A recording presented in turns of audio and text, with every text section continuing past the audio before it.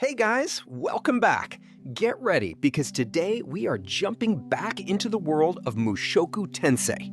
In this video, we're covering volume 25, including the prologue, chapters 1 to 3, and 2 side stories. Sit back, relax, and let's get into it. Volume 24, Side Story, Asura Kingdom's biography of Rudeus Greyrat. Rudeus Greyrat. That name is extremely famous. As of now, that name has been carved all over the world. You can see the name Rudeus Greyrat here, there, and everywhere. You can see it at the corner of teleportation equipments, or in the production notes of the brand new magic textbook that is being sold throughout the world, or below the bridges that exist on highways. That name is thoroughly scattered in many places. Even now, there would be few who haven't seen that name. However, if asked what kind of a person he was, people can only tilt their heads in confusion. That person has been recognized as the strongest magician representing the 400s of the armored dragon calendar. That person has been recognized as the god of education who revolutionized the school system and education. That person has been recognized as the intellectual who innovated cultural symbols such as paintings, dolls, toys, etc. Although there aren't many records showing that he himself started those things. If it's the case of magic, then Silent Seven Star. If it's the case of education, then Roxy M. Greyrat. If it's the case of arts, then Zenoba Shirone. Each of those names came up first before Rudeus Greyrat. Hence, there were many opinions, like he was a sycophant who was good at flattering strong people, or he was an imposter who stole credit from people who actually had talent by swindling them. Many also made claims like the person named Rudeus didn't exist, but it was a title given to the ones who achieved many exploits in the Rudo mercenary group. For that reason, there were multiple people in existence. Rudeus Greyrat. There were many theories regarding him. However, it was undoubtedly true that he accomplished great things and had a huge impact on this world. But from this point forward, it wouldn't be unusual if he slips into obscurity from people's minds rather than becoming famous. That would be a great historical loss. Hence, I have decided to add some private information regarding Rudeus Greyrat in the reference room of the Asura Kingdom. Armored Dragon Calendar Year 485. Asura Kingdom's reference room. Office Head, Jed Bluewolf. Rudeus Greyrat. Summary. Rudeus Greyrat, 407 to 481, was a magician in Renoa Kingdom. In 430, he became one of the 7 great world powers by becoming the 7th rank. Working alongside Roxy M. Greyrat and Silent Seven Star, he became a magician representing the 400s. His many aliases included Quagmire, Dragon God's right hand, Magic King, the Great Mage, and Chantless. Also, God of Education, who drastically increased the literacy rate of the entire central continent. In contrast, because of his cowardice in regards to battle, he was also called Wimp, Startled Hare, Bowing Head, and Escape Master. He came to be known by many names in his last years, and as such, he was also called Rudeus or the 7 Signatures. Childhood. In 407, at the Buena village in the Fitoa country of the Asura Kingdom, he was born as the eldest son to a father who was a low-class knight of the Asura Kingdom, Paul, 388 to 423, and to a mother who was a former adventurer and healer, Zenith, 390 to 459. Rudeus from his infancy was able to use intermediate level magic when he was 3. Paul, who anticipated that talent of his, called Roxy Magordia, 373 to present, as a private tutor to educate him. As a result of his hard training, he could use saint-level water magic by the time he reached 5. Although he displayed talent capable of surpassing his own mentor, he still honored her until his very death. When he turned 7, and after discovering his talent, he was invited to be a private tutor by the feudal lord of Fitoa country of that time, and went to the Boreas Greyrat house. While teaching magic to Eris Boreas Greyrat, later Mad Sword King Eris, He also commenced his work on creating dolls using earth magic. Although he had talent not befitting that of a child, when his parents didn't show up on his 10th birthday, he still shed tears, acting more suitable for his age. In 417, the teleport incident happened, and along with Eris, he was teleported to the Bingoya region of the Demon Continent. There, he made Rudeus Greyrat his ally. Rudeus was feared as dead end at that time, and after becoming an adventurer, he started his journey from the Demon Continent to the Central Continent to reach the Fituwa country. During that time, he met Zenoba Shirone and Cliff Grimoire, who would later become his allies. When he turned 13, after escorting Eris to the Fituwa country, he journeyed to the northern part of the Central Continent in order to find his missing family. From there, he became well known by the name Rudeus of the Quagmire. School days. In 422, he migrated to Magic City Shiraya in Ranawa Kingdom and enrolled into the Magic University there on the recommendation of Genus Halphus. After taking down Renia Detarudia, Persina Atarudia, Silent Seven-Star, and Immortal Demon Lord Bodigadi, he was renowned as the Magic University's strongest magician. The following year, when he turned 16, he became the guard of Ariel Anemoi Ashura and married the magician Sylphiette, also Ariel's guard. Around that time, he settled down in Magic City Shiraya and decided to stay there for the rest of his life. The same year, he received information from his father Paul that his mother Zenith had been found, after which he departed. With Silent Seven-Star's cooperation, he used the teleport magic formation that he suddenly came across to travel to the Begarit continent. Along with Paul, Eleni's Dragon Road, Talhand, Gisu, and Roxy Magordia, they were able to successfully conquer the teleport labyrinth. However, during the fight with the Manatite Hydra that resided at the center of the labyrinth, his father Paul passed away. Even though he rescued his mother Zenith, due to the effects of the teleportation and the labyrinth, she had already become a vegetable, and thus Rudeus fell down to the very bottom of despair. The one who pulled him from the depths of despair was his mentor, Roxy Magordia. Because of this, he welcomed her as his second wife. In 425, he fought alongside Eris Boreas Greyrat against the dragon god Orsted at a forest outside Sharia. At the end of a battle so fierce that a part of the forest vanished, Rudeus was defeated. After that, he became Orsted's subordinate. The reason for the battle was unknown, though it was speculated that dragon god Orsted was going to harm Ariel Anemoi Ashura, as a result of which Rudeus intervened and tried to protect her. After this battle, Eris Boreas Greyrat became his third wife. The same year, after making an alliance with Ariel Anemoi Ashura, he participated in the civil war of the Ashura Kingdom. He fought North Emperor Alber Corvet, North King Weetaw, and Water God Rada, and triumphed. He was known as the leading actor who helped Ariel Anemoi Ashura become the queen. In 427, he established the Rudo mercenary group in Magic City Shirai. Even though he inaugurated himself as the president, he entrusted all of the office work to his little sister Aisha.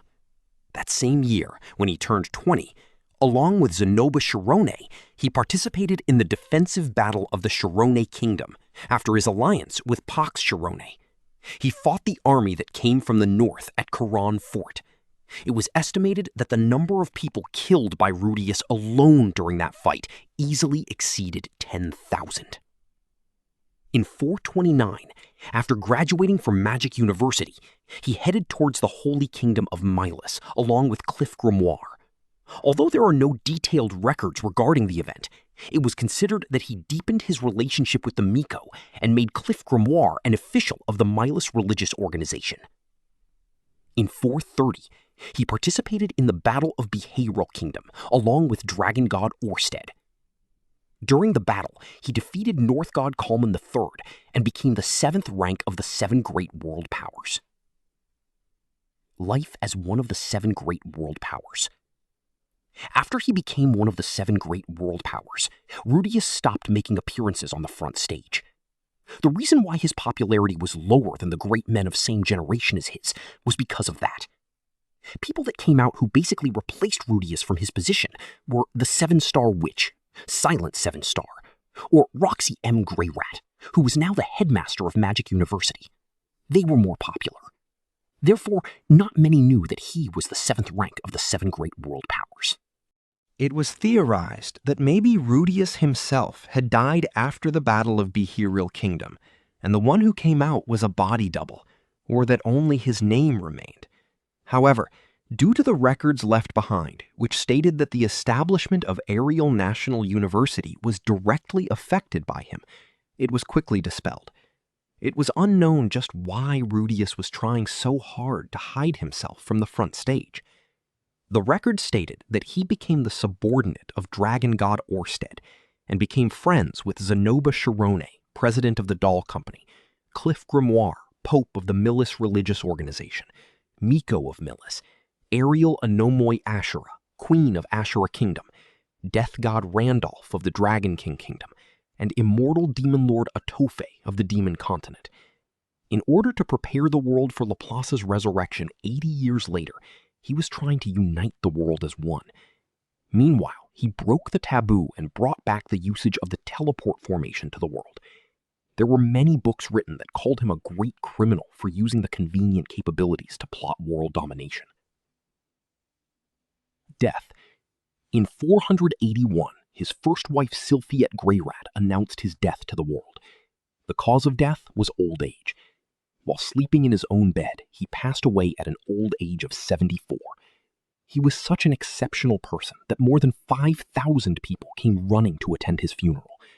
At his funeral, even Dragon God Orsted, who was even more discreet than Rudeus himself, made an appearance. Equipment used. He equipped himself with a staff normal for a magician and specialized in long-ranged suppression attacks, although Rudeus was considered to be proficient in close-quarter combats as well. Arrogant Water Dragon King, Aqua Hartia. This staff was considered to be given to him by the Boreas House on his 10th birthday, and was made with the raw materials of an elder treant inhabiting the eastern part of the Great Forest in the Melis continent. The magic stone affixed in the staff was a water magic stone, which emitted an ultramarine color, an A-rank item obtained from a now lost species of water dragons from the northern part of the Begarit continent. It was manufactured by one of Asura Kingdom's rod directors, namely Chain Procyon. It was an extremely strong staff, but it said that after the creation of magic armor, it wasn't used much. Magic Armor Mark I. The prototype created under the joint cooperation of Zenoba Shirone and Cliff Grimoire. Its height is a little less than 3 meters. The right hand was affixed with a stone Gatling cannon, and the left hand was affixed with a shield and a magic absorption stone. Although its mana consumption was quite high, it was considered to hold defensive and offensive power similar to that of the 7 great world powers. It was specifically created in order to fight Dragon God Orsted, though it was still kept in use after that. It was destroyed by the fighting god during the Battle of Behiril Kingdom. Magic Armor Mark II. It was a complete set that could be separated into arm parts, leg parts, and torso part. It was a jet black armor and helmet, a tuned-up version of the Mark I. If worn, it could provide physical ability similar to that of a saint-ranked swordsman. Magic Armor Mark Zero, the decisive battle weapon of Rudeus, created for the Battle of Behiril Kingdom. Its details are unknown. Magic Armor Mark III, the magic armor used by Rudeus during his last years. Its height was a little more than 2 meters, and its ability was the same as the Mark I. This magic armor became the basis for the mass production of the all-purpose magic armor series later on. Stone Cannon Gatling, a staff-shaped magic item that was created to fire stone cannons without regard for the mana consumption. During operation, it rapid-fired stone cannons with terrific speed, and if an ordinary person were to use it, his or her mana capacity would be instantly exhausted. It was created by a specialist of magic items, namely Jacqueline. Stone Cannon Shotgun, a magic item similar to the above-mentioned Gatling that could fire 12 rounds at once. It was created by a specialist of magic items, namely Jacqueline. Paul's Sword. The harder the object, the more easily it was cut. This convenient ability was possessed by Paul's sword. Paul's sword was quite famous in the kingdom. However, it was considered that he used a different sword during his time as an adventurer. Magic used. Rudeus was well versed in using all of the properties of magic, but as indicated by his nickname, Quagmire, his specialty was in earth and water magic. It was said that he used various magic depending on the situation of the battle, but it is considered that most of the magic used by him were the following. Stone cannon, generally known as an intermediate level earth magic, a magic capable of hitting the enemy at high speed with a lump of stone that could be created to be as big as a fist. However, the same thing fired once by Rudeus's chantless magic had the power of bursting and scattering the immortal demon lord. There were variations like exploding stone cannon and stone buckshot. Quagmire, said to be Rudeus's signature move, it is a type of melded magic. He was said to be able to use this to swallow up an entire town. Mist. Similar to the above-mentioned, it was also said to be one of Rudeus's signature moves, a type of melded magic. It was said that he once covered up an entire forest with this mist. Electric. A reduction of the king-class water magic technique Lightning, one of Rudeus's original magics.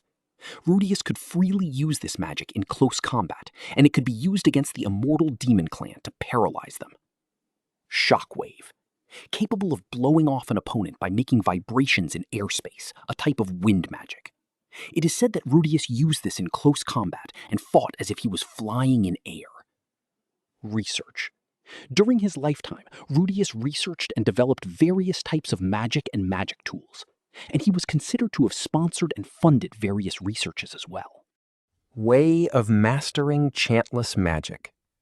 It was said that Rudeus Greyrat could use chantless magic from his early childhood.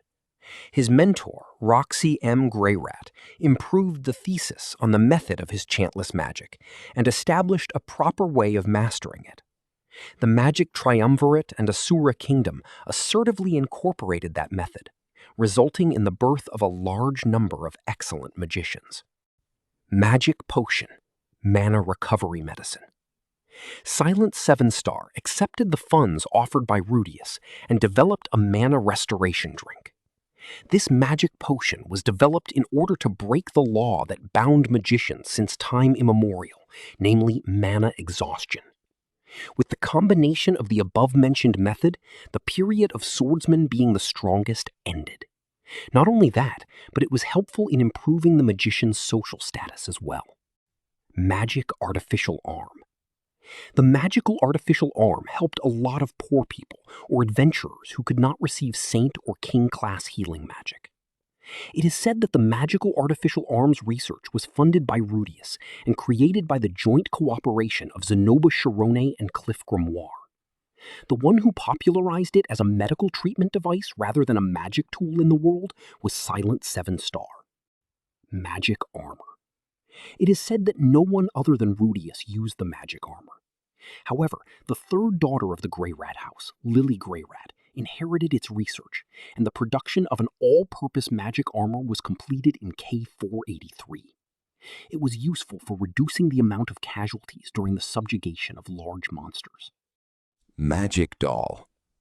Zenoba Chirone received funds from Rudeus and was able to successfully develop magic dolls.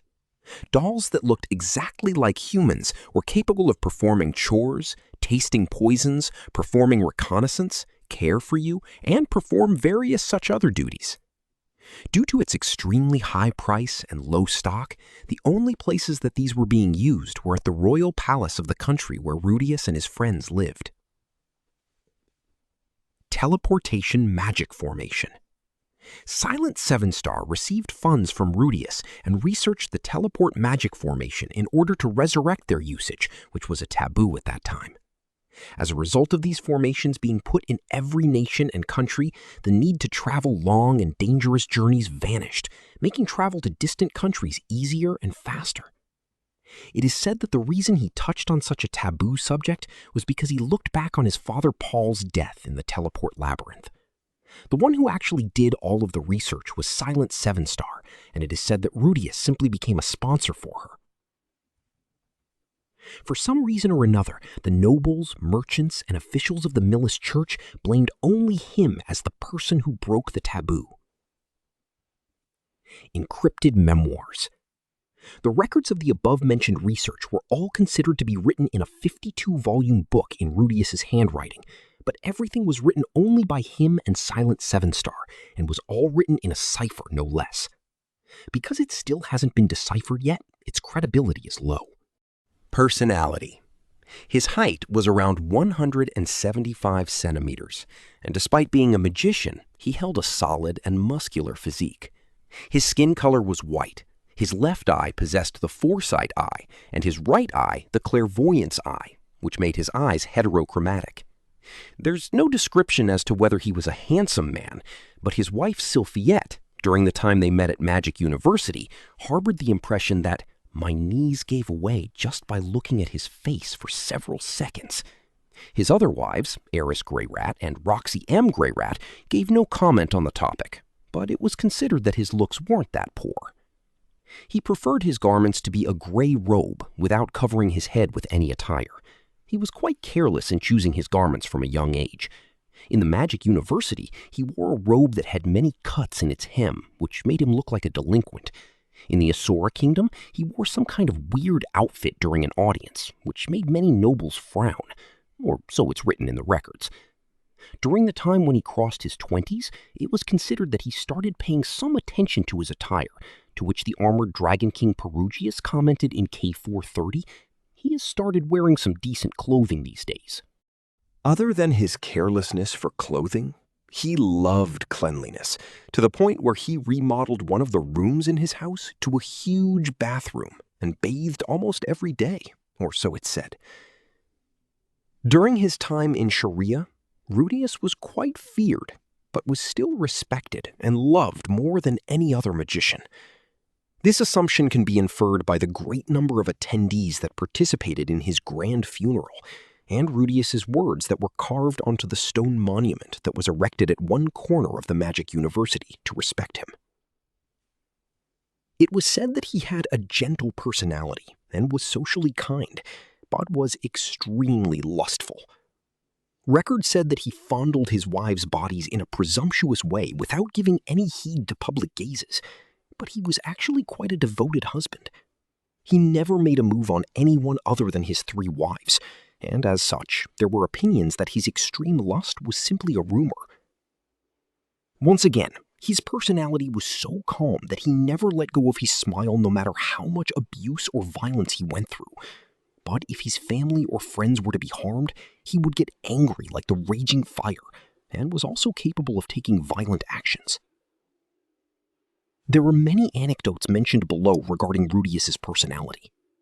At one of the parties in the Asura Kingdom, when a noble made fun of one of his wives, he grabbed him by the collar of his neck, dragged him out of the party, and right in front of that noble, burned an entire forest to demand an apology.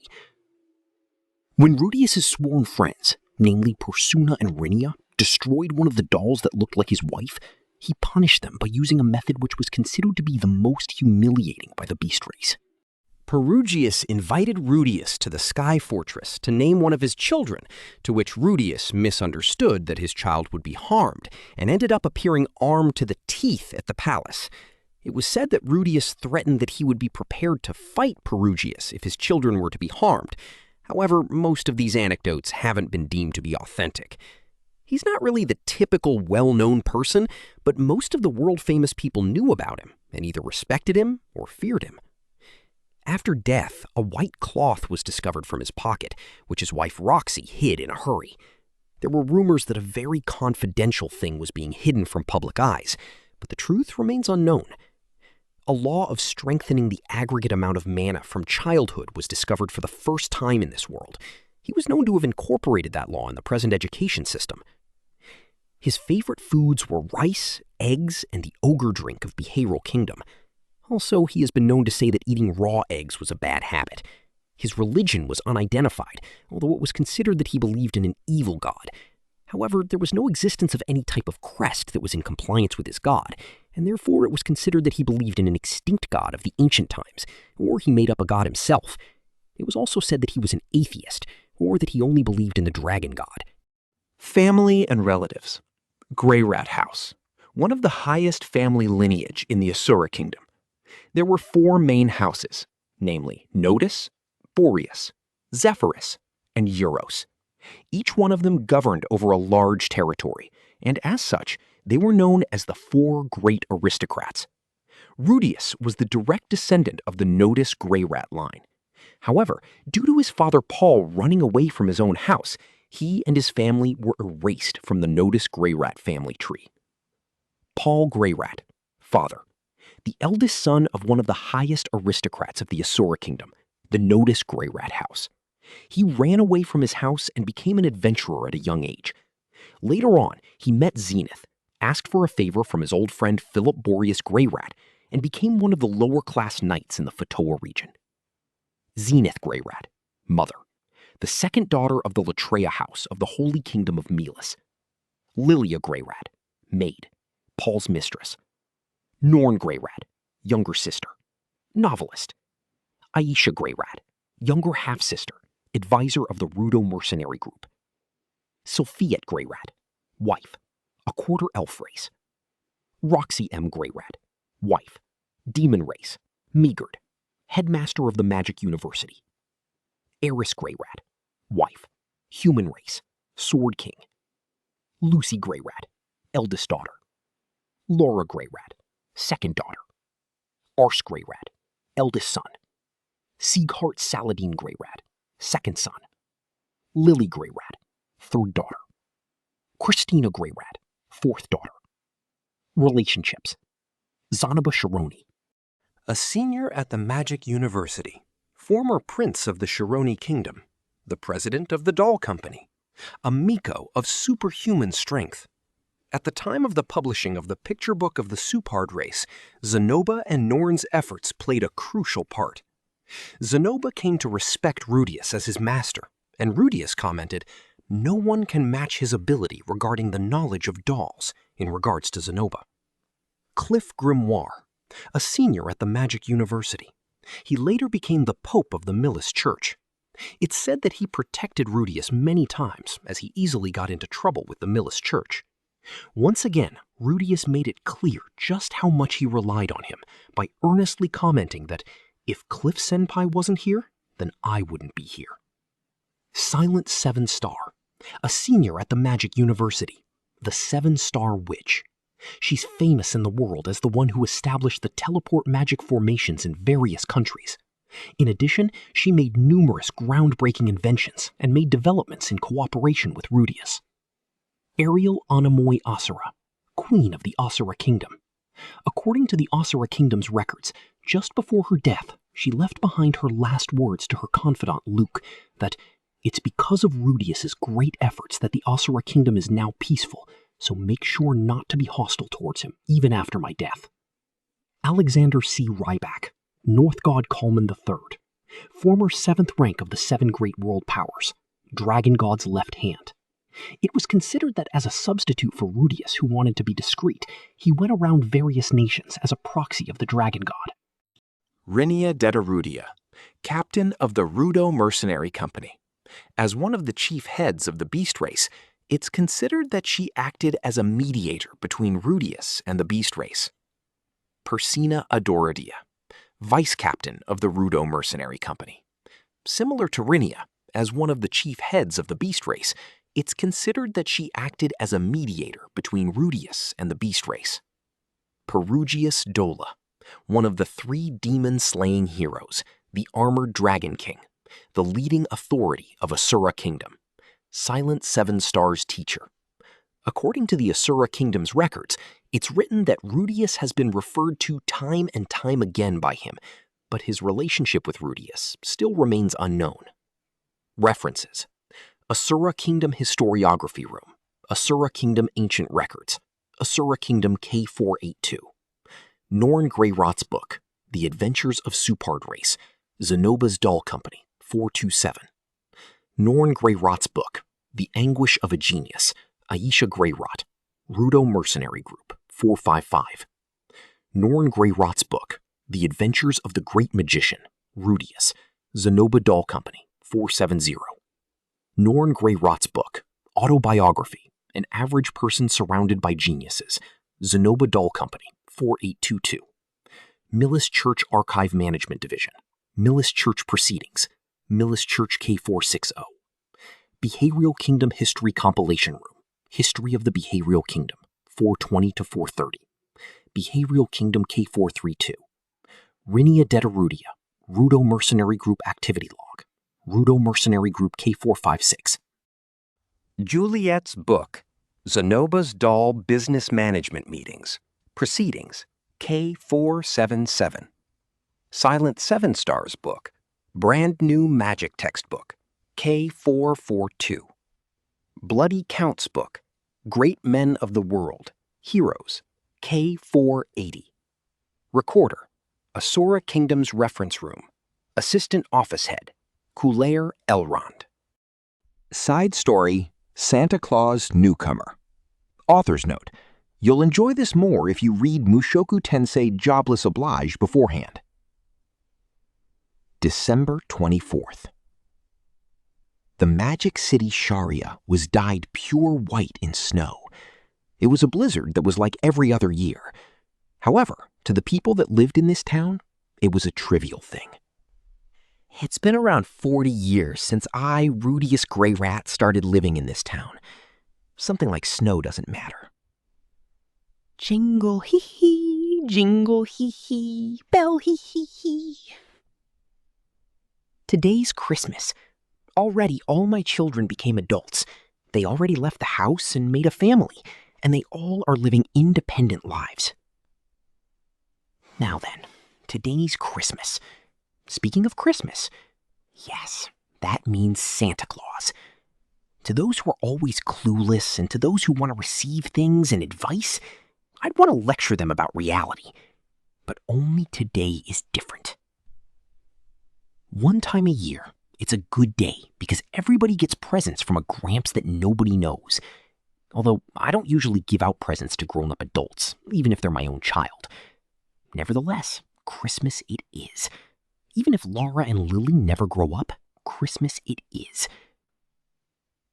However, they come back in this season, and we spend the New Year's together. I'll take my little grandchildren. And yes, I speak differently with my grandchildren. Grandpa spoiling their grandchildren is like divine providence. That's why I'll become Santa Claus, and I'll spam presents. This year, Orsted isn't here. He received an invitation from Ariel. It seems Ariel invited Orsted as the Christmas surprise guest. Too much of a surprise will only incur a pandemoniac scene of hell, don't you think? Alec always boasted about being able to support really well, but it probably can only get worse. But, well, I declined that invitation to the party, so there's that. But anyway, let's put that aside. Anyways, it's today. Only I am Santa. Well, I truly wanted for Orsted to do it, but, it's hard to cosplay as Santa at that age, But it's just me, There's no other choice, It's the only way, While thinking that, I prepared everything for this year. I wore a red, fluffy piece of clothing, had a white bag, a white wig, and a fake mustache. I'm now a perfect Santa. Receiving my wife's protection after talking to them in advance, I'll invade my sleeping grandchildren's rooms, just to secretly give them presents. That's the perfect image. It seems like Eris finally understood what the purpose of this was, so there's no problem there. Though Lily and Chris still believe in Santa, so I can't be seen by those two. Well, I'll probably be okay. Today is fun. Oh, it's cold. I wish I brought a vehicle. I, who finished preparing, opened the office's gate to go to my house. In the furious snowstorm, I took one step and... For some reason, there was a kachiri sound at my feet. I guess I stepped on a twig beneath the snow. The next moment after thinking that, whoa, something pulled at my foot, and I was beautifully hanging upside down. What the hell? Who is it? Who laid such a trap right at the entrance to my company? Hitogami, maybe. Hitogami's plot, isn't it? Only Hitogami would stand to gain from such a plot. That too much free time bastard! Just you wait until the next time we meet. I'll damn kill you, Hitogami. Gnashing my teeth, I was trying to somehow get out of the rope when I realized that there was a person's figure leaving from the building's shadow. I can't see well in this blizzard. The other person probably also couldn't recognize me. He or she came straight towards me with a dignified manner of walking. Most likely this was the criminal who set the trap, namely Hitogami's pawn. As that man got closer, his clothing started becoming more visible. He was wearing red clothing, and on his head was a red hat. Furthermore, his mustache and hair were full of white, long hair, and he had a big, big white bag. Moreover, I saw the figures of animals pulling a sleigh behind him. This was unmistakably Santa. Impossible. Orsted and Oleg were supposed to be with Ariel. No, this is wrong. When he moved closer, I could clearly see his face. He was a youthful face, way more compared to me. A face I knew, a face that vaguely resembled mine. Sieg? He was my son, Sieghart Saladin Greyrat, my second son that was just employed in the King Dragon Kingdom. The animal behind him was Leo. For some reason, there was great anger horns stuck on its head. On the sleigh was Laura, who was wearing a coat made of great anger horn fur, very fluffy. What are you doing? You, at this time? I had a bad premonition, a feeling that my son fell into the clutches of evil. It can't be that those two became Hitogami's followers. I'll fight the masked Sieg, and last point when I'm cornered and beat, he'll say, "I'm your son," and cut off my right arm. With how strong Sieg has grown to recently, it's possible that he could defeat me. Sieg didn't answer my question. In silence, he picked up the bag I dropped and handed it to Laura, who was on the sleigh. Laura looked inside and frowned. "Sieg, how is it, Lauranie?" No good. No sense at all. No child would enjoy this. Oh, it shakes my heart, these words. Well, sure, I might have a bit of an outdated taste, but I chose them with all my heart. I thought my grandchildren would enjoy it. Papa chose it with all his power for us, so you don't have a reason to complain. That's it, Sieg. You tell him. Wait, no, that's not exactly what I wanted him to say. I wanted an explanation. Sieg, what the heck is this? Give me an explanation. Also, I'd be glad if he could put me down. I feel blood rising to my head already. After listening to me, Sieg slowly turned around, and crossing his arms behind him, he slowly walked towards me. He seemed to be in deep thought. I want an explanation, but I don't want him to go on saying that he was actually one of Hitogami's followers or something like that. It doesn't seem like that would be the case after all. For a dad, a slightly stupid reason would be the best. Papa, what kind of person do you see yourself as when you refer to yourself as an ally of justice? Hold on, my child. Answering a question with another question is a bad habit. Well, it doesn't really matter, I guess. It must be some sort of preparation for his answer. Papa understands, so I will answer your question. There's many kinds of allies of justice, so I can't encompass them all into a single answer. Yes, that is true. I think there are many ways of answering that. But you see, for me, an ally of justice is someone who makes everyone smile. I don't think he is wrong, but still, I wonder why he started talking about that now. Sieg had a distant look, as if looking towards the day after tomorrow. Unfortunately, today we had a big snowstorm. The setting sun couldn't be seen anywhere in the evening sky. When I think about it, back when I was a child, every year I'd look forward to this time of the year. I see. You always looked forward to it. Yeah, but at that day, I knew of the true form of Santa. That day! It's already been around 10 years.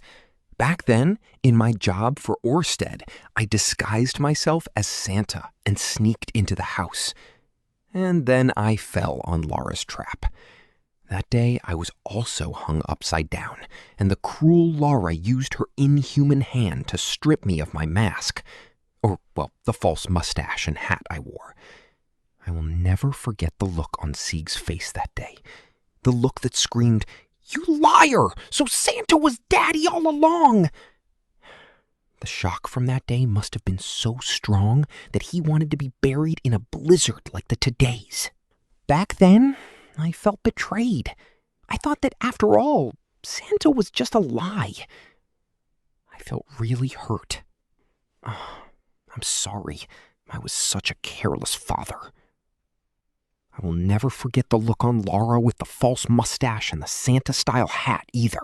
So full of herself like a hunter who just defeated a bear. I also won't forget the look on my wives that said, "You've screwed up." I was so ashamed that day. But still, Sieg turned to face me. "Now that we found your true identity, you don't have the qualifications to do it anymore. Don't you think so?"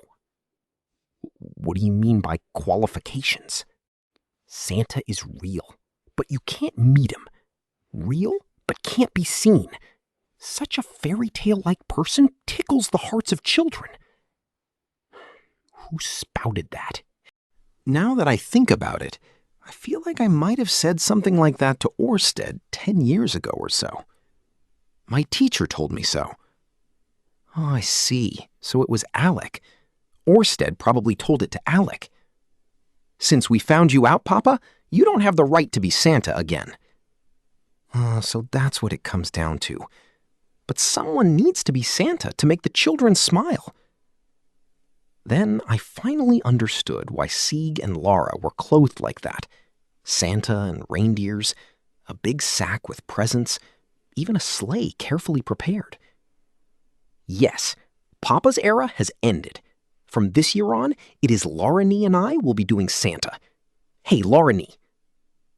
While Sieg was saying that, he looked at Laura. Laura had a bored, "this is stupid," sleepy face. A pain. I wish you'd do this yourself.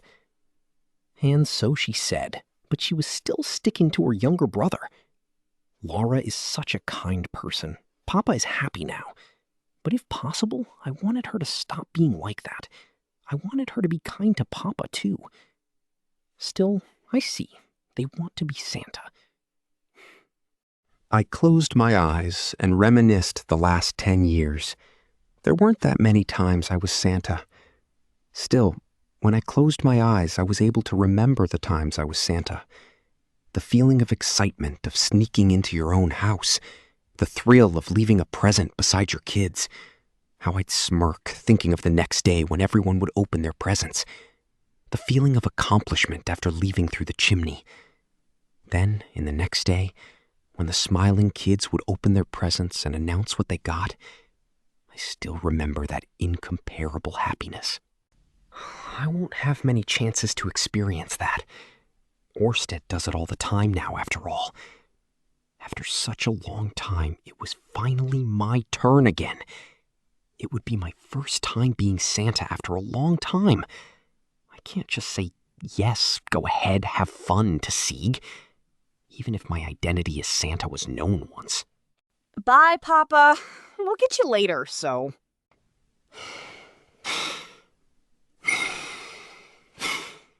Wind slice! I used wind magic, and the rope binding my feet was cut. I did a somersault and landed on the floor like a superhero. I pointed at Sieg, who stood there in shock. "Sieg, Laura, you guys can't have this role." Papa? "If you want to be Santa so badly, go marry and have your own children." After hearing this, Sieg was even more shocked. Well, no, I still need to rescue Pax, so marriage is something I'd rather not think about right now. Sieg seemed to be shrinking down at a pitiful rate. About that, Papa, I'm really sorry, but... Seems he was still depressed after the marriage proposal with the princess of Asura Kingdom was refused. Marriage might be a taboo topic to talk in front of Sieg, I guess. Himochi! When I suddenly turned around behind me, Laura seemed to be doing a yawn plus sneeze combo from the wind that somehow was getting inside here. I guess she's cold. She didn't seem to be shocked at all. To be honest, I wanted her to show at least a slight reaction.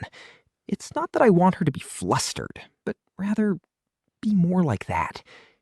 I personally think I'd feel lonely if my daughter gets married to someone, but if she doesn't get married, I'd feel even more lonelier. I wonder if there's really no one she likes. In any case, leaving that aside. Well, I didn't plan to hurt Sieg. Sorry, Sieg. What should I say to cheer this child up? Do it with your own children, or else... Else? All right. Defeat me and go for it. Whoa! The battle started. Skipping the full explanation, I lost in the end. As I thought, Sieg is strong. Among the Greyrat family's children, he could be said to be the strongest, though it doesn't mean he can win against a North God-style Emperor class. Papa, why did you go easy? I was relatively serious? They aren't just trying to sugarcoat it, are they? But you never used stone cannon. No, I used it. I know you didn't. Papa practices stone cannon almost every day. You always hit right in the center of the target that I could only see a speck of. Also, the target would disintegrate. The massive piece of rude steel wasn't just penetrated, but completely destroyed. If Papa used that, I'd be... But Papa never used that. That's true. I do practice like that. Stone cannon is probably my best skill by now. It's the strongest and fastest magic skill I can release. I made it my goal to be able to use the best skill from the start to the end of a fight, no matter what situation I was in. Like hell I'd ever shoot that at you. After all, it was a skill to crush my enemies. It's not something I'd shoot at my family. Or actually, this kind of quarrel was nowhere near serious enough for me to resort to that kind of skill. Such a thing. Papa. Sieg hugged the collapsed me. Sorry, I was wrong. Father did it all for family, and yet I only thought about myself. No, it's fine, Sieg. I was the one who was wrong. Yes, I was wrong from the start on. Only because I was so set on being Santa, I lost sight of what was supposed to be the most important to me. This year, let's do it together. Yes, both my goal and Sieg's is the same, to make everyone smile. For that, we'll be Santa. Sieg isn't an exception either. I'll make him smile while we enjoy being Santa together. Let's make all the children in the house smile like never before. Father. In the midst of this snow, Sieg lent a hand to my fallen body and helped me stand. I have no more hesitation anymore. Laura found the whole thing to be too much of a pain or something, so she went inside the office and willfully lit the fireplace and snuggled there. But I don't care. Even if the reindeer has no motivation, Santa is eternal. We took our white bags and hoisted them on our shoulders. Come to think of it, I wonder what was in Sieg's bag. Since my bag's contents are said to have no sense, I wonder what are the things that kids these days like.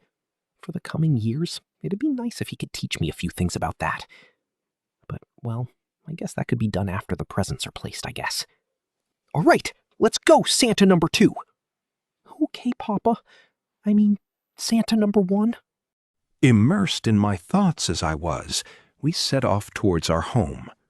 It was then that the office door was opened with a bang. Standing on the other side of the gate, there was an animal, wearing a costume made from snow hedgehog fur and great anger horns on its head. Lara suddenly has motivation? No, that's wrong. Her costume's material was a bit different, and they weren't the same height in the first place. His shoulder width was too big, and incidentally, Lara probably didn't carry a huge sword on her back. Alec. Teacher, why? The reindeer, Alexander Raybaku, didn't answer. Instead, he walked clumsily through the snow, opening a path behind him, then turned around. Behind him was, how could this be called? A red, fluffy piece of clothing, white bag, fake mustache. His hair was originally silver, so a white wig wasn't necessary. There was someone standing with a more imposing posture than me, who was the closest person to Santa. If that man were to stand in front of children, the children would burst into tears, carriages would stop, and dead old men would come back to life. Orsted. Manager? Why? Ariel-sama's place? You don't need to ask to know. Was he too noisy and was kicked out? Still, that doesn't matter. It was something I had been expecting. I came a bit late, I guess. I'll be Santa Claus this year, too. Me and Sieg, and then Orsted. We'd be a triple Santa. Then, if 3 big grown-ups sneaked into a house, all the kids would notice it. So, maybe I should be the reindeer again this year. In the end, I'd only be the support this year. Orsted-sama? While I was thinking like that, Sieg stepped in front of me. What does he plan to do? I have a bad feeling about this. Still, he started speaking before I had time to do anything, and spouted useless stuff. If you want to be Santa, you will have to defeat us first. Oh. Orsted's eyebrows twitched a bit when he heard that. He was looking at us with a look that surpassed superiority. He looked to be infuriated, but I knew better. It was more of a, so this is the entertainment I'll get this year, face. In other words, Orsted was ready to go with this. Papa, let's do this! Even though his thighs were trembling, probably from the cold, he smiled strongly at me. He was telling me that no matter the enemy, we'd be able to get over it together. If he looked at me like that, like hell I'd be able to pull away. To be honest, I really want to pull away here. Still, my pride as Papa is at stake. My pride might be irreparably tattered already, but I still want to keep it before it fades away. Also, I was the one who had the idea of defeating the opponent first. Yeah! Let's do this. This year, I will be Santa. I will be no reindeer, I will be Santa. I will win that right with my own hands, the right and qualification to be Santa. Orsted. Alec! Yes. Hearing Orsted's call, Alec happily stepped forward. His face was bright, like that of a dog that was taken out to play. Could it be he also wants to be Santa? Orsted. Well then. It's 2 versus 2. We are evenly matched in numbers, but they are stronger. I don't see a future where we win. But my son standing beside me will give me courage. Actually, I had thought that maybe the 4 of us could be Santa. But once we started, we couldn't back off. Let's go, Sieg! Yes! At any rate, our Christmas has only just started. It goes without saying that the next day, the children's beds had 4 times the normal amount of presents. This story is a fiction. There's no Christmas in Mushoku Tensei. Volume 24, Epilogue, Prologue 0, Part 1. Armored Dragon Calendar Year 500. There was a young girl named the Playback Miko. That girl had eyes similar to that of the dead. Her pupils had looked blank since the time of her birth. Only despair was reflected in them. The adults around her thought of her as ominous and kept their distance. The girl was aware. She was aware of just what kind of fate awaited her. She was aware even before her birth. Nay, it would be fallacious to conclude that she knew before birth. The girl was reborn time and time again. Nay, it would be fallacious to conclude that she lived the same life. The girl kept repeating the same life over and over again. Nay, it would be fallacious to conclude that she lived the same life. The girl kept repeating a life with only some slight differences. A life with only some slight differences. Nevertheless, the conclusion of that life always remained the same. There was never a big change that occurred, and she approached the same conclusion time and time again. That conclusion was her death. The girl died. Death was something that couldn't be avoided by anyone. However, the death of the girl was an atrocity. After the girl had been handed over to the country to be used as a tool, she was caught by the enemy and died. Just like a toy being fought over by children. At times, she was cruelly violated. At times, she was eaten alive by beasts. At times, she was drowned in water. The girl died each time, surrounded by despair and pain. Life was nothing but a path that led to despair for the girl. There was only one step before she reached the executioner's stand, and she was simply taking that one step each and every day. She had no hope. The girl had a power, the power of rewinding the time of an object to a maximum of 24 hours, the power to restore something that had been broken, the power to resurrect the dead. 24 hours. Only by 24 hours. However, that power that could resurrect even the dead was enough for her to be requisitioned by the country. The king of the country took her into his hands, monopolizing her.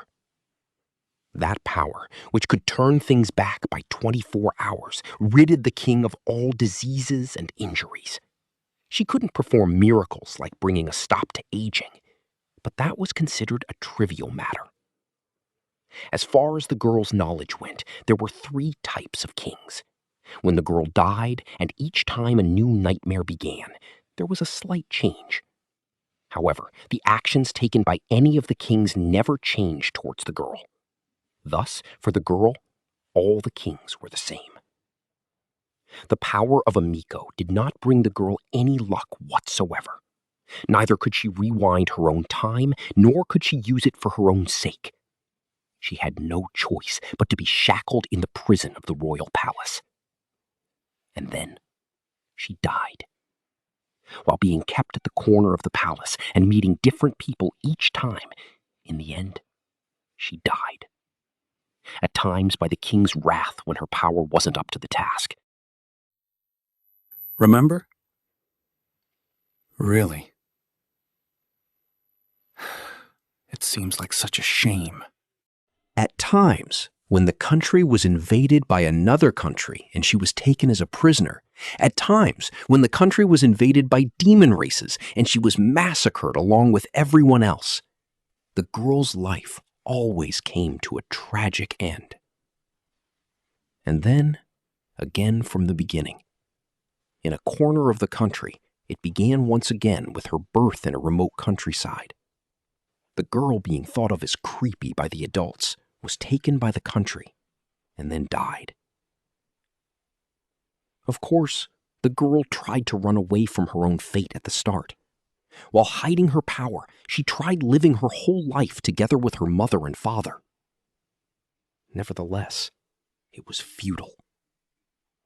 For some reason, whenever she reached the age of 5, the soldiers came from the country and took the girl away. She tried running outside the village before the soldiers arrived. Still, it was futile. She would either get eaten by a beast or get caught by bandits or kidnappers. After being caught, she was sold to various places, but reached the country eventually. Fate tied the girl to the country like the sandpit of an antlion, and she was killed while in despair. It was hell. She kept continuing forever and forever. It was a never-ending hell. The hell completely and thoroughly destroyed the girl's mind. It came to the point that the girl had a vacant expression on her face and obeyed the king's orders like a machine. For 100 years, 200 years, she no longer knew just how many times she had died and how many times she had lived. However, her memories of being killed were clear to her as the day. It was probably her instinct, the instinct of not wanting to die. In order to avoid that event, her mind may have stored the memories of being killed. As a result of that, the girl's memories were all painted over by the memories of her deaths. She could no longer recall anything else. Only the moments when she was killed became her consecutive memory. Within those incessant, continuous deaths, the girl thought. She thought long and hard. No more. Someone save me. At that time, the law of the world changed. Part 2. There was a change in her next life. As usual, she was born in an unnamed countryside village and then headed towards the country after she turned 5. As usual, she used her powers exactly as ordered by the king every day. Those things did not change. However, when she turned 10, something different happened. An event that never once occurred in all of her lives and deaths. The day she turned 10, as if being taken somewhere to celebrate her birthday, she was taken along to that place, the basement of the palace. She was taken to a compartment where a huge magic formation was drawn. The girl did not know that there was such a magic formation inside the palace. It was because she was not allowed to freely roam around the palace. There were several tens of human adults surrounding the magic formation. The adults were holding staffs, wearing pitch-black robes, and hid their faces with hoods.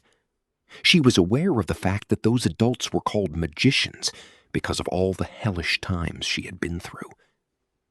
However, she did not know what she would be doing from now on.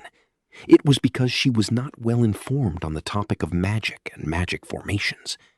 During the girl's hell, she never got a chance to study anything about magic or magic formations. The girl was tied up with the magic formation, but the girl's eyes remained the same as usual, blank. A new thing had happened, and yet it did not even cause a ripple in her heart. She would be dying in the end anyway. Even if something changed midway, it was still all the same.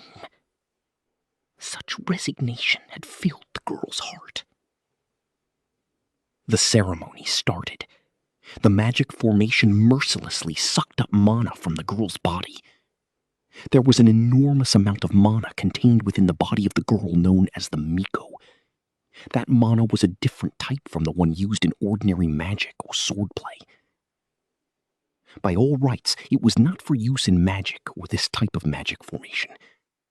Then, was it a coincidence that the magic formation sucked up the girl's mana? Nay. That magic formation was made for that sole purpose. It was a formation which operated by using the playback Miko's mana. Just who made it? The girl could not see her, but the manufacturer was standing at the corner of the room.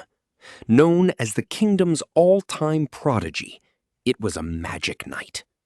She too was watching the ceremony with a bored-looking face, although her face was not too similar in expression to that of the young girl's.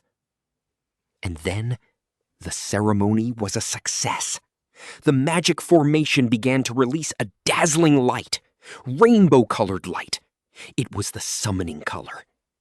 And when the intensity of that light weakened, one boy could be seen in the center of the formation. It's a success!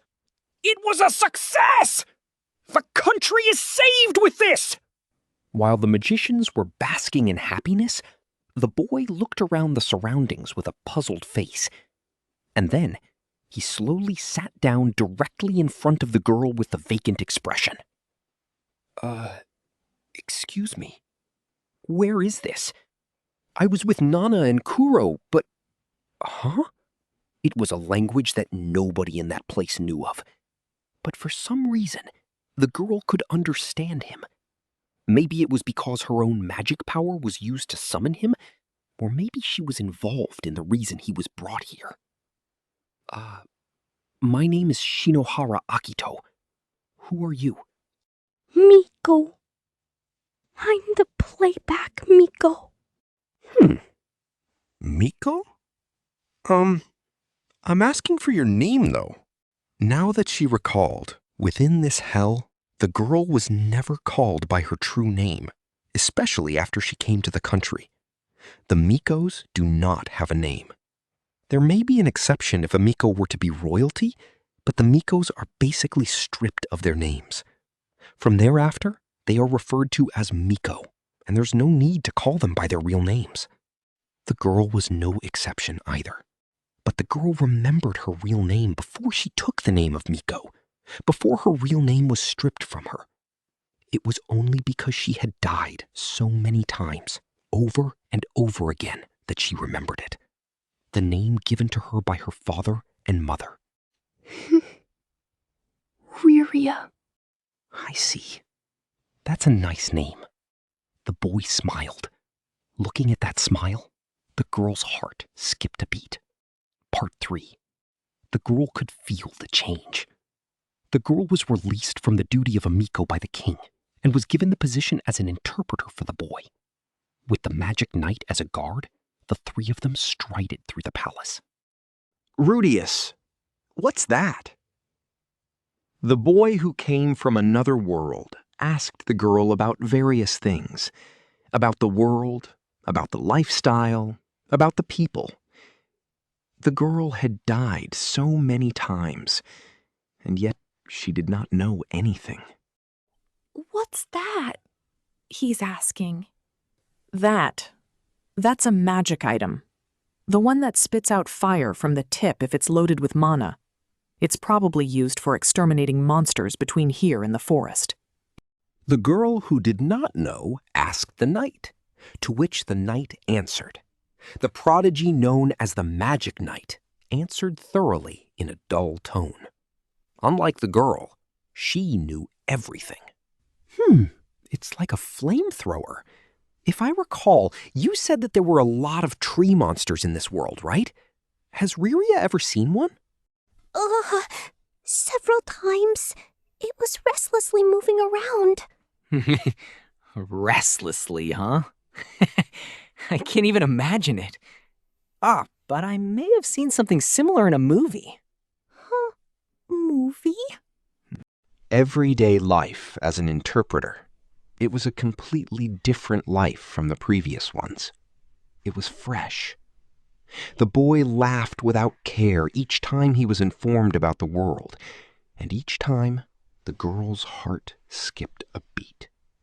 She had thought that nothing would change at first. She thought that it was already over for her. But through the boy's infrequent tales of his own world, her dreams were allowed to run wild.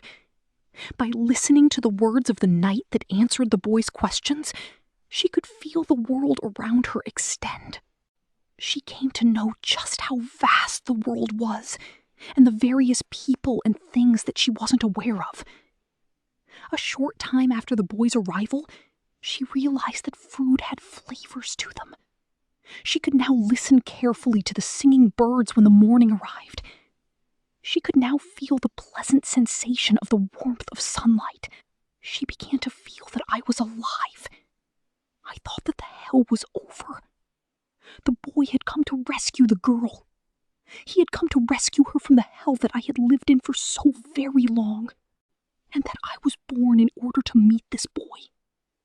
My real life was finally about to start from this point forward. This was fate. While thinking that, the boy became stronger, kind, and became the moral support for the girl. However, that very same fate had betrayed her. Part 4. The country was wrapped up in war. The girl was aware. That each time she got wrapped up in that war, she died as a result. She knew that better than anyone else. But the girl did not know that the boy was summoned in order to win that war. That the prophet employed by the country suggested to summon a hero from another world to win the war, because if they did not, they would definitely lose. And, just as the prophet had said, the country spent 10 years attempting to summon the boy and could no longer focus on anything else. She did not know anything, and thus the boy fought. But the boy knew nothing of war.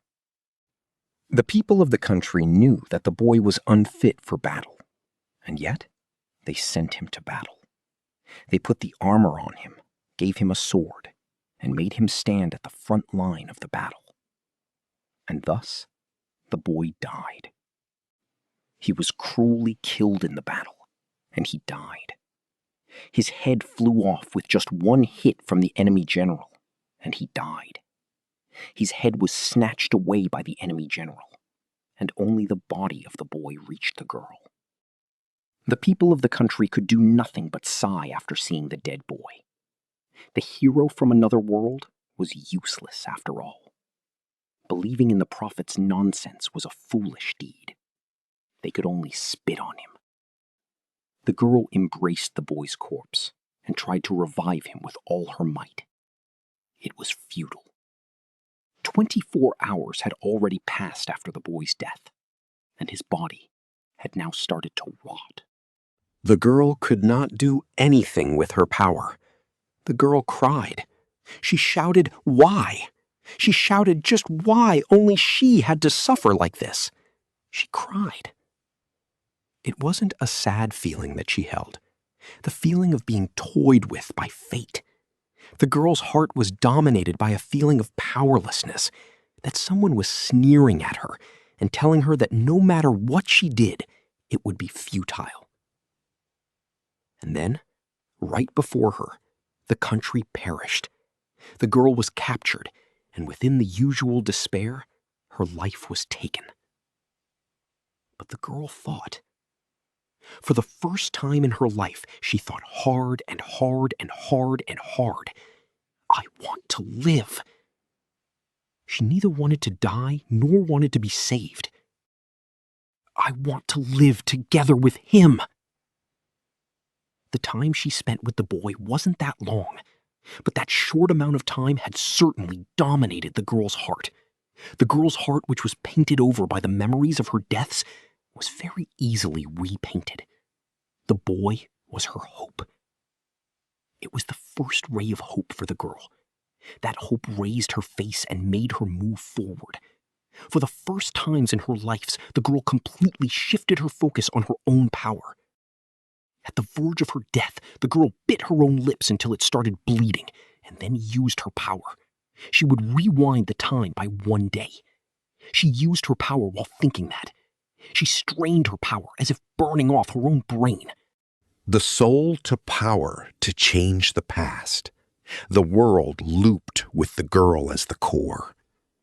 Part 5. The girl's power reached the past. Armored Dragon calendar year 400. Fitwa region, Ranawa town. The place where the boy lost his life.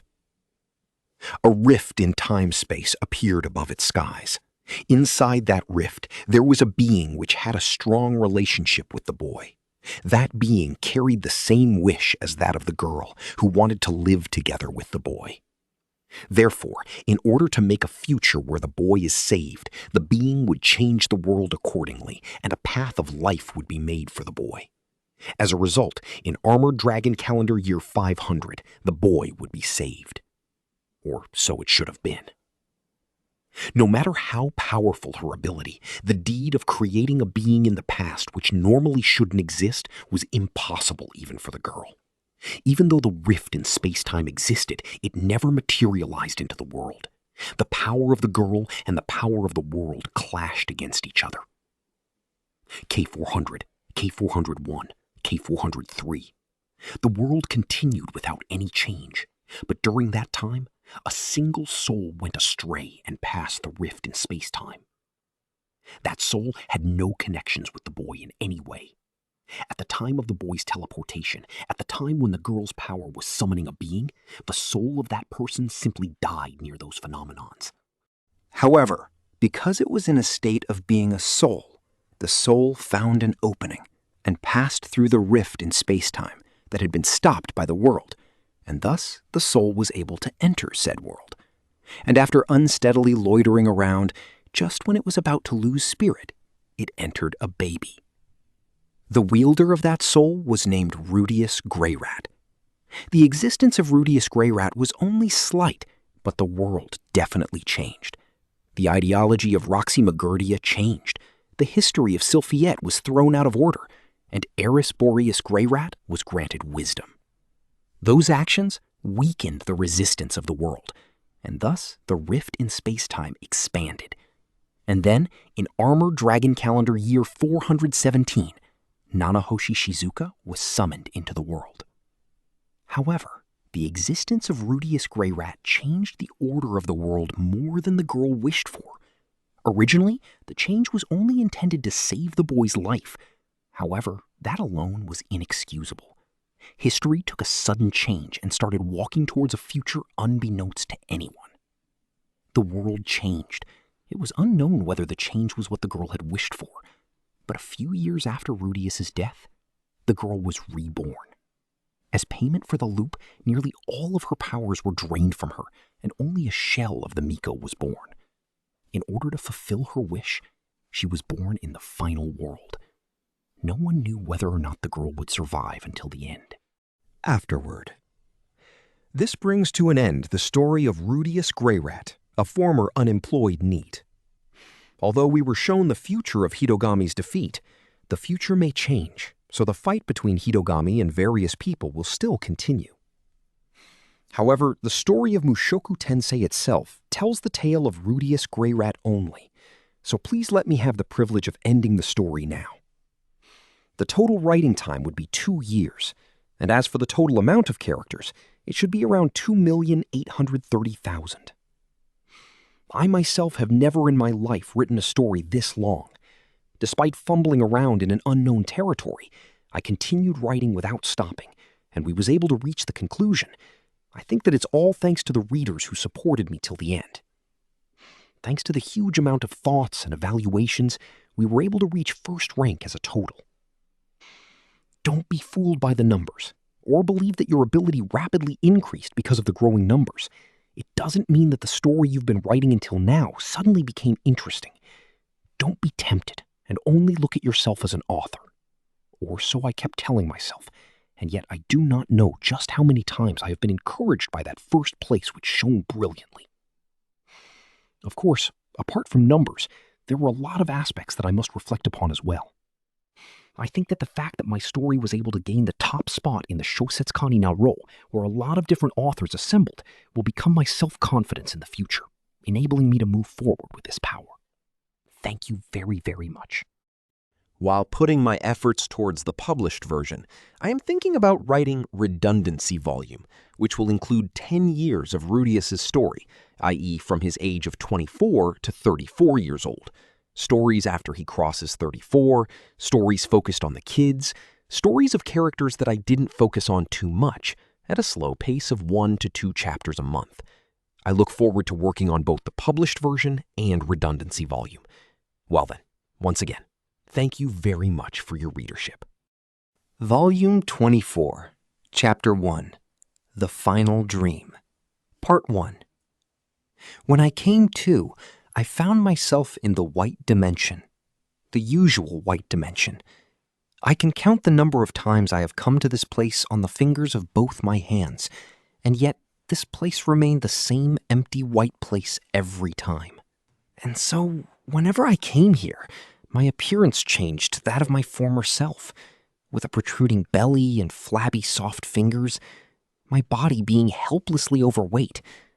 But strangely enough, there is no longer that unpleasant feeling, that irritating feeling that welled up from within my heart each time I came here was no longer, and so I thought that it was nice in itself.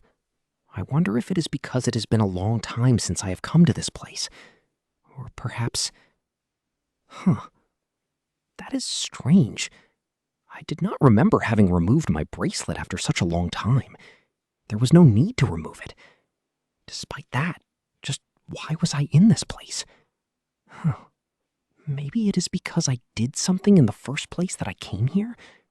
I could not remember doing anything like that before I went to sleep today. Maybe it is one of the children's doing? No, but I had the feeling of witnessing something that had not happened in a very long time. 10 years felt like a long silence. Somehow, my memory was fuzzy. Yo. My memory was fuzzy, but my vision was clear. Within this white dimension, that guy was there, as usual. A lump of mosaic. It was Hitogami. But I wonder, just what happened to him? Furuheimu's condition looked somewhat strange. His body was completely roughed up. On top of that, each of his limbs were stitched up by a magic formation like something, and it looked like he was tied up with translucent chains, like an RPG's last boss. It is like we have to bring down his right leg or his resurrection magic will be troublesome. What happened? Are you playing a make-believe game of a fallen angel getting sealed? I've been done in. By who? Do you really want to hear that? Just who will hear except me? Just who is here except me? Try looking behind you. When told to do so, I turned back. I saw many people standing there. They were standing with their backs to me. They were all unfamiliar people to me. An unfamiliar male and an unfamiliar woman. An unfamiliar demon race and an unfamiliar human race. Probably a total of 8 people. There was a familiar person within that group. It was Orsted. He never changes. But there were some uncommon marks on him. He did not have that black helmet. Furthermore, he had a huge scar on his face. Due to that scar, his face looked even fiercer than usual. However, the people surrounding him were smiling in contrast to him. Orsted wore that same angry face as usual, but a slightly happy expression could be seen on his face as well. I could not hear the contents of their conversation, but I could tell that they all had mutual trust between them. The one who was talking was a boy, probably 17 to 18 years old, with short hair, a good-looking guy with a sportsman-like face. That is definitely the face of a Ryaju. He looked oriental. Still, that is a nice smiling face he has got there. I wonder if Orsted's curse was ineffective on him. When I was looking at him, one woman stood up from their group. That child, who was sitting among them as if hiding herself, should be called a girl rather than a woman. A girl with blue hair. Near her, a gigantic white wolf was waiting. I felt like I had seen her somewhere before. She looked like Roxy, but she was not Roxy.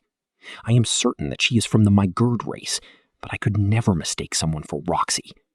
Then just who is she? Don't tell me. Laura? As I pondered, she faced towards me and waved her hand. No, it could not be me. She is probably waving her hand to Hitogami, who was behind me. When she did, the man beside her started talking with her. Perhaps he was asking what she was doing. She answered something to him. And then that man turned this way with a surprised face.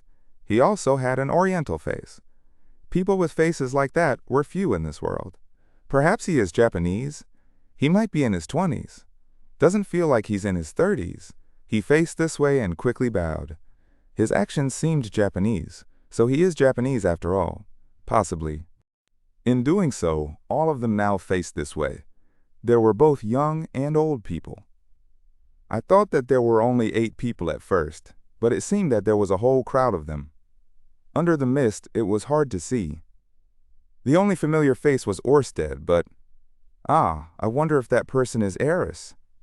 A warrior with braided red hair was looking this way, but she was a little different from Eris. Each of them faced this way and bowed in gratitude. I wonder if it is towards Hitogami. No, It is a little different considering their manners. I wonder what. As I pondered, they stepped on the magic formation made by Laura and disappeared somewhere. All of them suddenly vanished. The magic formation remained and gave out a light blue color. And then, after a while, the magic formation lost its light and disappeared as well. Everything disappeared. All of them joined forces to persecute me. They did this, roughed me up, and then sealed me. Because if I die, then the final human world may be destroyed as well, or so they say. It is going to get destroyed? Don't know, 'cause I wouldn't know about the destruction. I see. That is obvious, since no one knows what would happen after they die. Are you satisfied now? About what? This. The conclusion you desired for. I will continue to live here alone with all of my powers sealed. I will continue to live here so that the world keeps on going. I can no longer see the world anymore. I can't even talk with anyone.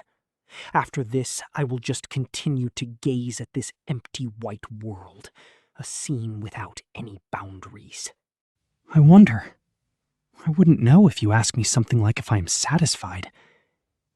My objective was not to bring you to this state. I simply wanted to live my life with Sylphie, Roxy, and Eris. Earning money from a job, coming back home to have dinner with my family, and when night came, I would make children while all drenched in sweat. An ordinary lifestyle.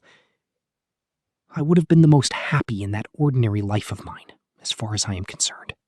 Your happiness is my unhappiness, though. I see. Then I am satisfied. Because you look really unhappy right now. If that is what became of you, then I will definitely be happy. I see. Is that so? That is quite odious. I could not understand Hitogami's expression, but his voice was not filled with hatred. It just felt like he was wrapped up by sorrow. And then Hitogami spoke, like he was about to cry. I really hate you. I see. But, My consciousness paused. Part 2. When I woke up, I was on top of a bed. A very large bed. A bed so big that even 3 people could lie down comfortably, and it was a very soft bed as well. No one was sleeping beside me. I could move my neck and eyes, but couldn't move my body too much. The blanket seemed a little too heavy. While moving only my sight, I looked at my surroundings. When I did, I saw a red-haired girl sitting near me. Stern slant eyes and a firm jawline. She looked exactly like Eris, but she had a docile braided hairstyle and was far smaller than Eris. Her height and breasts, too. She was probably 5 years old. When her eyes met mine, she dropped the thing that she was holding in her hand and jumped up in surprise. The chair fell with a bump, and as she was about to fall down, I quickly supported her. I wonder how I supported her even though I couldn't move my body. Even I didn't really understand that. But the girl put both her hands on the ground while in midair, reorganized her posture that was about to fall, and after she tapped the floor with her feet, she immediately ran out of the room. Mama! Mama! Great Gramps has woken up! As she noisily ran outside, I saw the thing that she had in her hand before. It was the bracelet carved with the dragon god's insignia. I didn't remember removing it, but it's clear now. When I was sleeping, she removed it. I remember. I was 74 years old right now. But I couldn't recall anything other than that. Looks like my memories had taken a toll as well. Was there such a room in my house? Rudy? The one who leaped inside the room was a white-haired woman. probably 40 years old. She had already become a fine woman. When her eyes met mine, she quickly ran up to me and grasped my hand beneath the blanket. Is it Sylphie? Yeah, that's it. That's right, Rudy. It's Sylphiette. Do you know who I am? Yeah, I know. What happened to me? Nothing. You just slept for a long time. I just slept. I see. I certainly felt a little sleepy. But I can't move my body. Yeah, looks like it. Yeah. Sylphie didn't answer my question. She just kept brushing my hand, as if to sympathize, like she was accompanying a senile old man. Perhaps I have become senile? Was that the reason that I didn't have any memories? Even though age 74 isn't an age like that. But was I really 74 years old? I hadn't aged a bit more or something, right?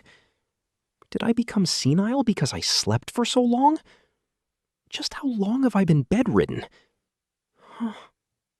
I'm scared. It's all right, because I'm with you. Sylphie, who was gently brushing my hand, was now tightly holding it. Just from that, my fear decreased by a little. But I was scared again. As I pondered that, I could see many people entering the room in succession. A child with red hair, a child with blue hair, a child with blonde hair. Young ones, middle-aged, and old-aged people.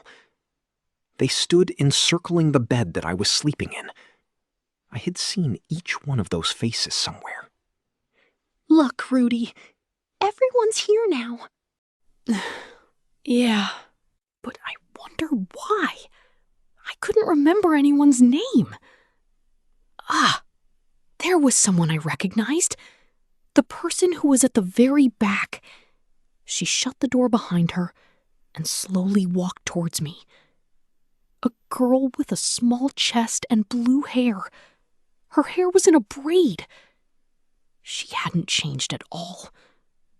Roxy. The moment she saw me, she made a crying face only for a moment, but quickly came to the side opposite to Sylphie's. And then she gently and slowly caressed my head. Rudy, thank you very much for your efforts. Rudeus Greyrat. Thank you, Roxy. Master.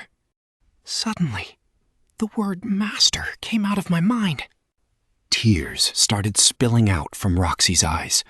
Although she hurriedly wiped them and gave a smile, her lips weren't able to make a smile, resulting in a distorted face. There, I raised one question. Where's Eris? Is she not here? Sophie, Rudy, Eris has already left, you know? Where? She's waiting for you, Rudy. I see. That's how it is. Was I able to take care of her in her final moments? Yeah. It's all right.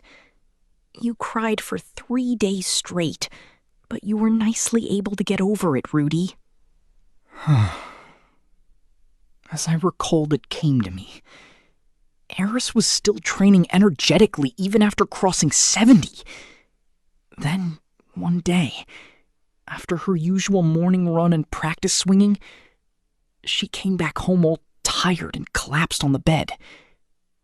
After that, she didn't wake up. When I realized she had already passed away. If I had realized sooner, then I could have saved her by using healing magic. I cried a lot that day. But I get it. I didn't even remember something like that. Then that means that even I didn't have much time left. Sorry. Even though everyone's here, I can't tell who is who. Yeah, it's all right. Let's see. From over there, they are all our grandchildren. That's Lucy's child, Roland. The one next to him is... Sylvie started telling me by pointing her finger to each and every one. It seemed that most people here were grandchildren or great-grandchildren. Then just where did all of our children go? Everyone became independent, I see. Everyone now lived away from us. And that red-haired child, who looks exactly like Eris, is Ars's grandchild and Rudy's great-grandchild, Ferris. The one who woke me up, is it? The red-haired child looked somewhat uncomfortable. She's probably scared that I would get angry at her for taking off the bracelet. But I felt like I had seen her somewhere before. That's right. It was during Hitogami's dream. She was there among the crowd as well. Yeah, that's right. Indeed, she was there. She had grown a lot by that time, but she was definitely there. Come closer. Sorry, but it was so pretty. I see. Then I'll give it to you. When I said that, she looked at me with a puzzled face. Is it fine? In exchange, you must promise to never again take people's possessions, okay? Okay, I promise. All right, good girl. I slowly reached out my hand and brushed her hair. Perhaps she might get a scolding after this. But, well, I guess it's fine. It's not as if it's my responsibility if she ends up getting spoiled. Everyone looks lively. Yeah, we're all lively. I'm glad. You all must have worked hard. When I lost my strength, my hand slipped away from Ferris's head. The surroundings got noisy. It's all right. Even I wouldn't just drop dead like that. I could continue living like a bedridden old man for a little while more. When I was thinking that, someone entered the room. A tall person, having silver hair and an angry look. Rudeus. Orsted-sama. The moment he entered the room, the surrounding atmosphere changed. Tension? Vigilance? No, it was something more loose. It was relief and trust. Orsted-sama, is it fine without the helmet on? Yeah, because if I wear it, one of your grandchildren will start crying. When Orsted said that, the surroundings were filled with laughter. Various voices flew out like, I won't cry anymore, geez. Or, you were such a crybaby before. So your normal face is no longer fear, eh? No, the curse hasn't changed. It's just that it doesn't have any effect on your children and grandchildren. Orsted's face now looked a lot calmer than I had saw him at first. His scary face was still there, but it could be said that it's more relaxed now. Oh, right, Orsted-sama. What is it? Just now, when the bracelet was removed, I saw Hitogami in my dream. Did you become an apostle? Well, I wonder about that. It's possible that it was just a normal dream. If I have become an apostle, then what'll you do? Will you just kill me like always? Yeah, of course. Because I'm merciless against those who betray me. Orsted said that with a serious face, but I quickly understood that it was a joke. Because everyone started laughing, and Orsted wasn't giving out any killing intent. It felt like saying something like this in front of a bedridden old man on the verge of his death was uncalled for. But they might have let it slide as a joke. In the dream, Orsted-sama gains victory against Hitogami, and Hitogami is sealed as a result. Orsted. That's a nice dream. Yes, it definitely is. I wonder if what I saw was the future. It felt quite real. But then again, dreams are quite fully filled with reality. Please, work hard so that my dream comes true. Orsted nodded in earnest. As one would expect, after seeing his face every day for 50 years, I could now comprehend even that face. You've done a lot so far. You can sleep peacefully now. It's still too early for me to sleep, you know? I wanted to stay awake for a little while more. I was feeling good. I couldn't move my body much, but the sunlight felt warm and pleasant. I'll stay awake for a little bit more. Just a little bit more, okay? Even if I stayed awake, it's not like there was something in particular that I had to do. Just a little bit more. A little bit more. I wanted to see the faces of all the people that were here for a little while longer. That's all. So to speak, I was just a little bit reluctant about parting. I just wanted to see them for 1 or 2 more hours. It would be fine, even if it's 10 minutes.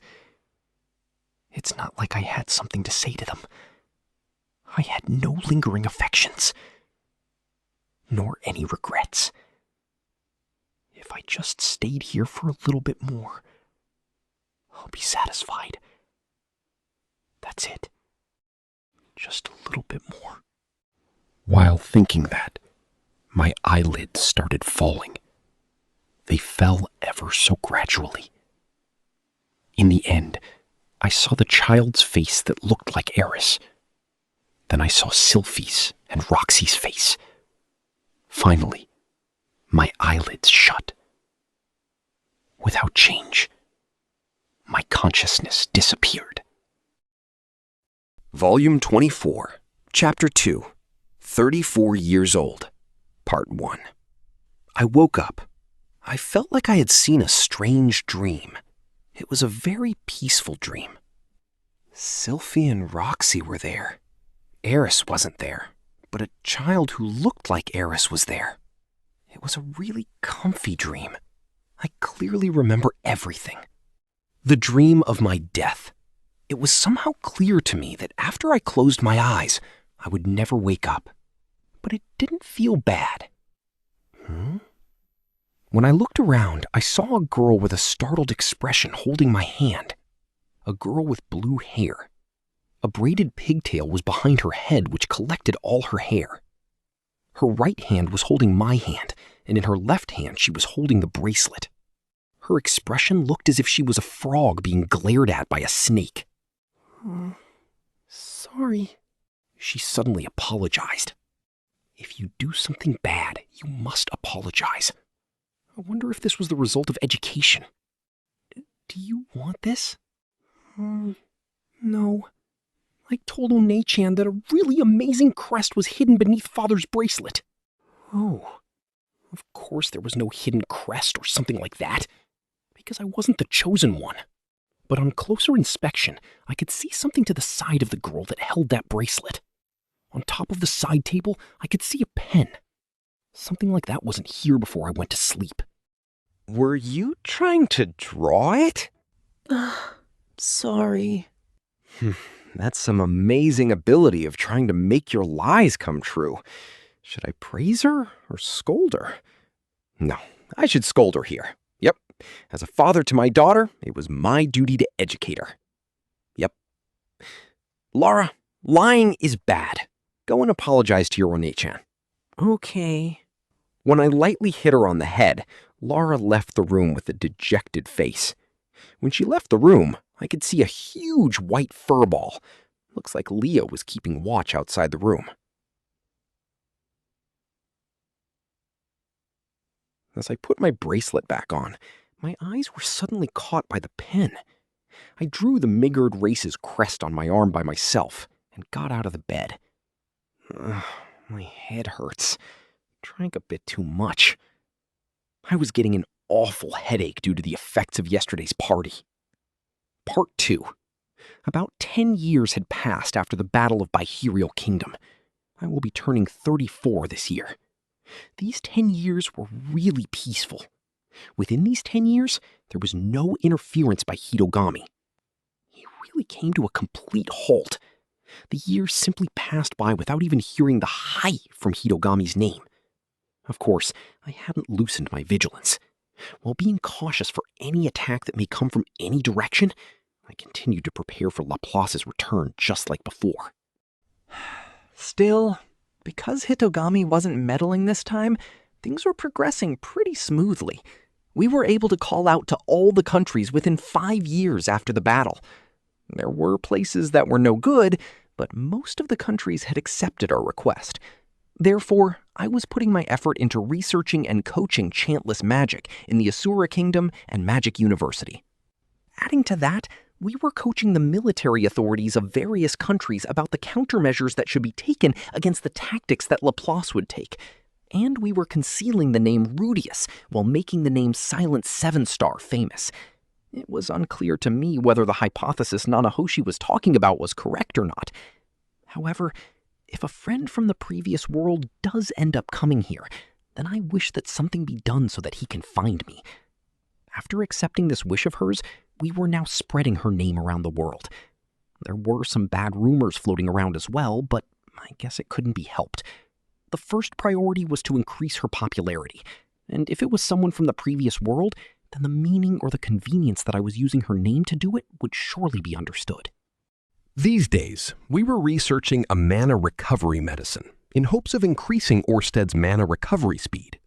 We were able to pretty much create such a potion, but for some reason, Orsted's mana didn't recover. I wonder if it's because of the difference in the quality of mana between the human race and dragon race, or was it some other reason? We'll be researching this matter a bit more, but I couldn't help but feel that this was going nowhere. Well, the potion itself was a great hit among the adventurers, so it wasn't completely in vain. There were still a lot of things that needed to be done. I had still some way to go before I could finally rest. Our children had gotten bigger. Lucy was now 17. Laura was now 14. Ours was 13.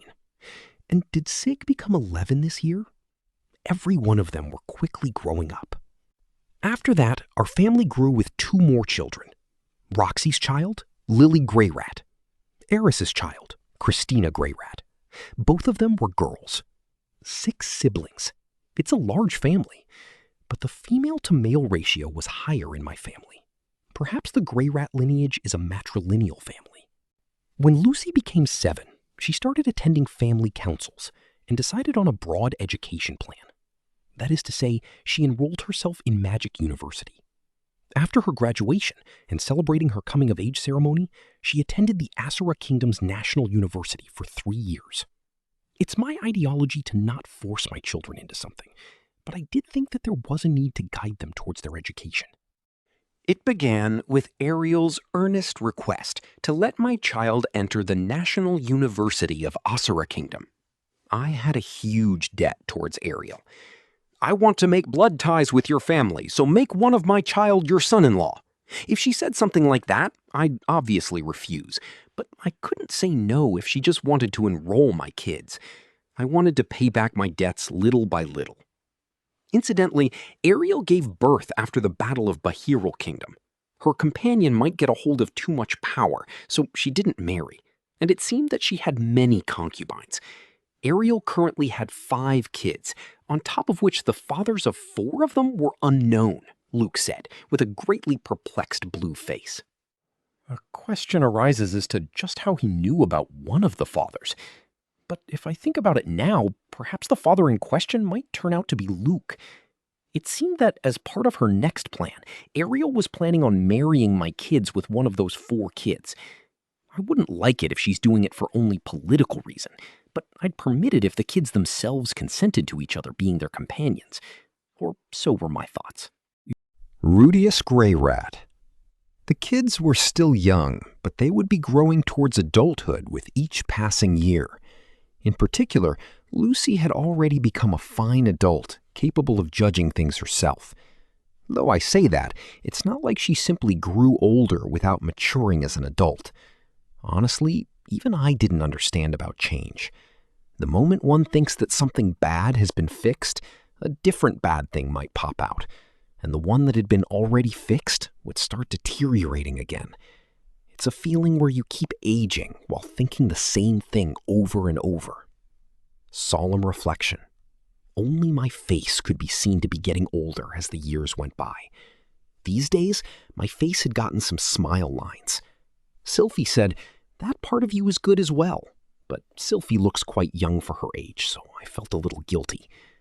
Sylphie was aging quite well, but she was the same age as me, so her change in appearance was slower in comparison. Since she's the same age as me, she should be turning 34 this year too, but her body looked like she was about 20 years old. Her skin was still spunky, and even though she gave birth to 2 children, her butt was still small. Sleeping with her feels great as usual.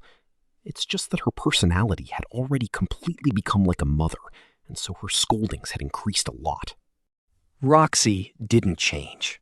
Neither her appearance nor her personality. Changing did change. But when I told her, I get scolded, even though they were just words of praise. As usual, she still guides me as a master whenever I do something bad. She was still a little bit clumsy as usual, but it's just the ups and downs of life. People make mistakes all the time. Perhaps it was Eris that changed the most in regards to her appearance. She was aging, just like me. But as a result of her not failing to do her everyday training, she looked a lot younger than me. Her body might be somewhere in the late 20s. Her sex drive seemed to have dipped down a bit after giving birth to 2 children, but she still attacked me sometimes. Contrary to Sylphie, her personality hadn't changed too much.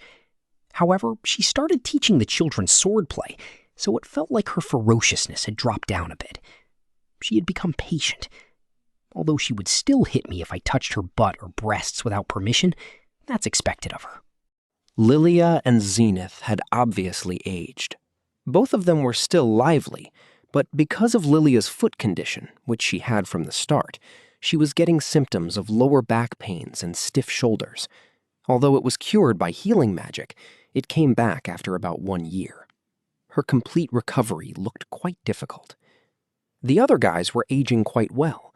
Zenoba and Cliff had already become fine men. They each had their family and work and looked quite busy. And they helped each other out in times of trouble. Aisha and Norn, both of them got married. Their companions were a little bit complex. Well, they properly explained about those things and made me consent, so there's no need for me to say something this late in the game. Still, 34 years old. I had an emotional attachment to this age. Part 3. During the very same day, at daytime, I made a visit to that place. On the outskirts, on top of a small hill, a place where circular stones were standing in a row. It is the cemetery. Greetings! Thank you very much for your hard work as always. I thanked the gravekeeper standing at the entrance with a few words as always and entered the cemetery. This cemetery, too, saw a lot of new tombs within these 10 years. People died and were born, but the tombstones did not decrease that much. At the other cemeteries, when an entire family was no longer around, their tombstones were demolished. But this place was reserved for the nobles, and so even after an entire family died, their tombstones would not be demolished. And now the Ranawa Kingdom and Magic City Sharia was slowly building up its strength. In addition to that, noble families were increasing as well. Due to that, gravestones were increasing too. I stood in front of one of those gravestones. Paul Greyrat was written on the circular gravestone. It had gotten quite old compared to when it was first erected. With the cleaning equipment I had brought along with me, I cleaned the surroundings and polished the gravestone. After that, I offered alcohol in front of the gravestone and joined my hands together. It had been a while since I came here. I kept visiting it every opportunity I got and reported various things before, but I ended up visiting less and less these days. Still, I made a shrine visit once a year with all my family. I wonder if it is the problem with my feelings, Rather than making a shrine visit to meet Paul, it felt more like that it was an event I had to attend. Looks like I was lacking feelings of gratitude. Father, everyone is lively and doing fine. I will be turning 34 this year. 34 years old. It is the age when I died in my previous world. During the time when this and that happened, I ended up becoming 34. But I wonder why. It felt like it took quite a lot more time than the previous world to become 34. I wonder if it was because I had a lot of things to do, or was it because it was a lot different as compared to my previous world? Even though I have just become 34, I ended up seeing a dream where I die at 74. I wonder just what that dream was. Was it just a dream, or was it the future Hitogami showed me? Hitogami was sealed, and I accepted my death with a satisfied mind. Right. Maybe the moment Lara removed my bracelet, Hitogami was able to intervene. If that was really true, then, if Hitogami made me see that, then it probably meant that it was the result of my hard work. In the Battle of Behirial Kingdom, we were victorious. Maybe that was really the final battle, and Hitogami lost any way of winning against Orsted. Therefore, Hitogami gave up. Since there was no interference from Hitogami whatsoever for these past 10 years, there was nothing anymore. Perhaps he is stealthily moving in the shadows. However, just as Gisu and Badigadi said, there was no news of him, to the point where I forgot the purpose that I was moving for. Does this mean I do not have to work hard anymore? If Hitogami had really given up, then that meant my job was finished. I am halfway through my current job. It should be fine to live a little more relaxed. I could put effort into baby making once every 3 days with my wives. I could teach various things to my children. It felt like I could even start living in retirement. Just kidding. That is something foolish. So what if Hitogami had given up? It is not like I was unwillingly doing my current work. It is not that harsh either. I was doing this for the sake of leading Orsted to victory, for the sake of the last battle. It was quite fun. Of course, there were times when it was painful and hard, but it is not something that I would run away from. There are still things that have to be done. There are also things I want to do, and that I am still doing. It may be Hitogami's plan to make me think like this, to make me lax. Father, I will be working even harder from now on. I had been living like this as usual. That was a dream, a convenient dream where a desire was brought forth. Please watch over us all. I said the usual things and joined my hands once again. As long as I existed, that guy must be in the afterlife. Or so I say. It is not necessary that Paul was within this grave. He is definitely enjoying the show from some other place. That is why coming here might be an act with not much meaning to it. But it was fine. This was the ceremony. I will be working hard again from today onward. It was taking that pledge in front of Paul's gravestone that was important. By the way, Gisu too. I put offerings on Gisu's tomb that was near Paul's as well, and joined my hands again. I did not know what Gisu might think of this, but, well, it was not like he seriously wanted to bring ruin to me. I will listen to your resentment in 40 years. Well, it might take a bit longer than that, or I could probably die before that. I had no intention of glorifying Gisu's death, but if 10 years pass, things like that tend to fade away. And as a result of those things fading, the thing that would be remembered would be his smiling face. Gisu always laughed giddily while talking about jinxes. When I recalled that smiling face of his, I could not help but think of it as a nice memory. It is not like someone close to me had died because of Gisu, and I held no resentment towards him. Because he died, I was able to make a shrine visit to his grave like this. Well then, I will come back again. Next time, probably with my family. While saying that, I stood up. Nothing in particular would be changing just because I saw a strange dream. While doing what I can, I will do what I want to do. While thinking that, I turned my feet towards my house, where my family was waiting. Volume 24, Final Chapter, Afterlife. And then, by the time I realized, I was already in the White Room. Yo! Hey! The mosaic guy that lived here looked healthy as usual. Of course, he was neither sealed, nor was he feeling down. It's the same as usual mosaic. Does that mean that what I saw 40 years ago was because of the power of foresight? Hitogami was the same as usual. Still, 40 to 50 years had passed since the last time I saw him.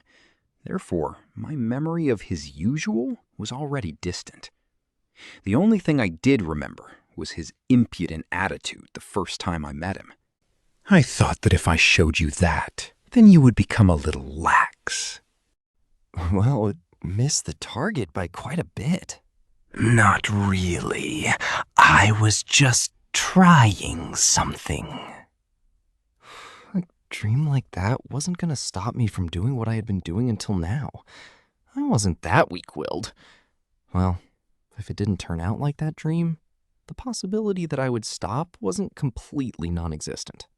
So, anyway, you actually looked like that.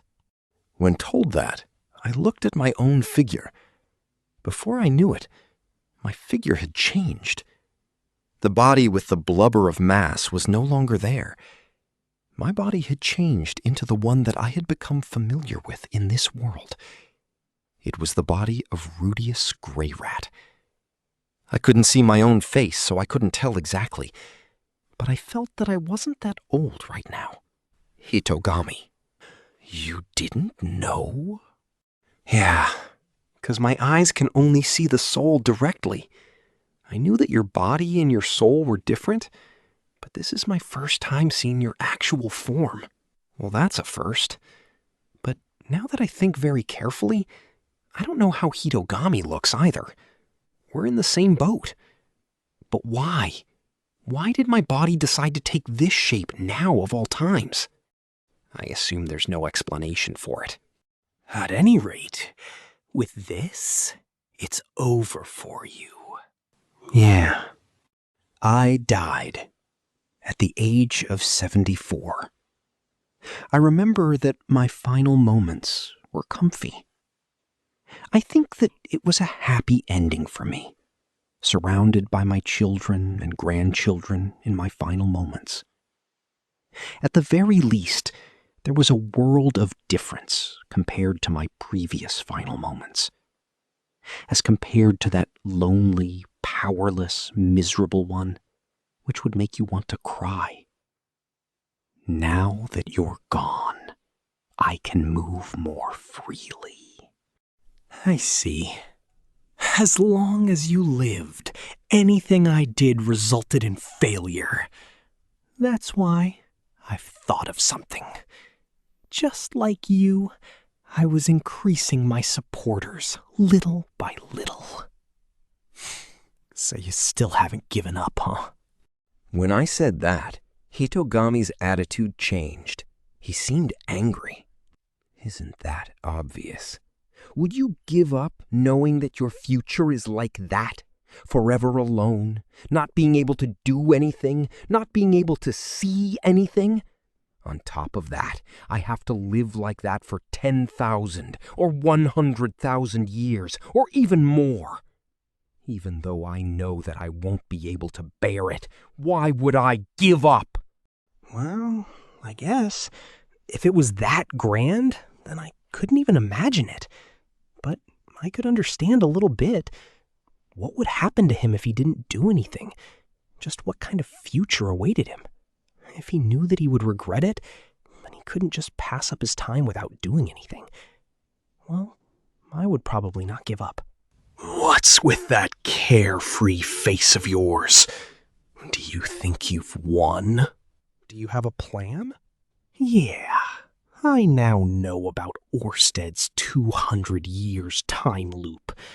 You've finished producing your descendants as well, and I've thought of a way to manipulate them. I've prepared things during these last 50 years. I see. Can you understand what I'm trying to say? That foundation that you've established so far, I'm going to knock it over and turn the tables on you. In a world without you, by using the things you laid out, I will win. You cannot do anything now, because you're already dead. You can no longer stop your own descendants from fighting among themselves. You can't stop them from killing each other. You can't even cry and beg me to stop. On the contrary, the only thing you can do is watch. As compared to Hitogami, who was delightfully talking, I was just scratching my cheeks. Incidentally, I also scratched at the back of my head. It's not really itchy, though. I'm just perplexed as to what kind of answer I should give. Is that so? Upon my reply, Hitogami stomped his feet on the ground with force. What is it? While restlessly stomping on the ground with his foot, he raised his voice with irritation in it. How are you so relaxed? Quietly and detached. That's because I'm already dead. As I answered with a pause, Hitogami became speechless. I closed my eyes. I started thinking about the things up until now. I was able to do what I wanted in this world. I married and had lots of friends. I had lots of children and grandchildren as well. I tried my best at work. Indeed, I was anxious about the things Hitogami would be doing from now on, and I also had the thought that I could have done something more. But for some reason, I had no regrets or curiosity left. No, it should be better to say that there was nothing left to regret. Sure, I'm worried and anxious, but the thought of what to do doesn't come to mind. After listening to Hitogami now, I didn't feel like I should somehow revive myself and go protect my children. The children or the grandchildren would probably be able to do something about it somehow. I slowly headed towards Hitogami. Hitogami had a surprisingly small stature. Since I never approached him more than necessary, I could never estimate his height. I'm satisfied already. I'd lived my life plenty. I didn't think that everything was perfect. Maybe there were still some things left that needed to be done. It's not like when I closed my eyes, only good memories came to my mind. Memories of failures, memories of success. There were both. However, I didn't think that I needed to redo it. I died. My work was now over with this. I should just entrust the consequences to the people that were still alive. Even though the person in front of me was saying that he would harm the ones that were still alive, it was rather strange. But it couldn't be helped. Strangely enough, my mind was calm. Listen, Hitogami. I wanted to tell you something before. What? I think that I don't really hate you that much. I felt like Hitogami had an unpleasant face. Of course, he might think that I was saying this because I was one step ahead of him for now. Sylphie and Roxy both lived, and the children were in good health as well. Eris died first, but it was a matter of lifespan. It wasn't Hitogami's fault. Of course, if there was even a little bit of change, then I think that I would have hated Hitogami to the point of killing him, just like my future self. Just like him, it's possible that I would have become a machine just to kill Hitogami. I wouldn't have been able to obtain such a calm demeanor. As a result, I became how I am, is what I'm trying to say. What are you trying to say? Even I don't really understand. I think that the way I'm this calm right now is thanks to you. I think if you, who was such a distinct enemy, weren't here, then I wouldn't have been so satisfied up to this point. Yep, that's right. If not for Hitogami, I would have started to slack after I turned 20. I would have married Sylphie, then gotten a job, and would have worked hard at it. I would have lived my life like that, been satisfied, and then died. I'm sure that would have happened. I would have been fine if things had turned out that way, but I have no doubt that I would never have been able to attain the same amount of satisfaction that I have now. Not to the point of having any regrets, but I would have probably thought once more, or I want to do it over, or I need to return.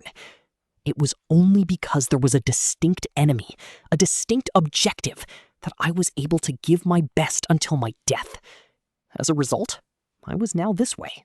Even if you say that, I won't be letting my guard down. Oh, no, well, I didn't say this with that intention.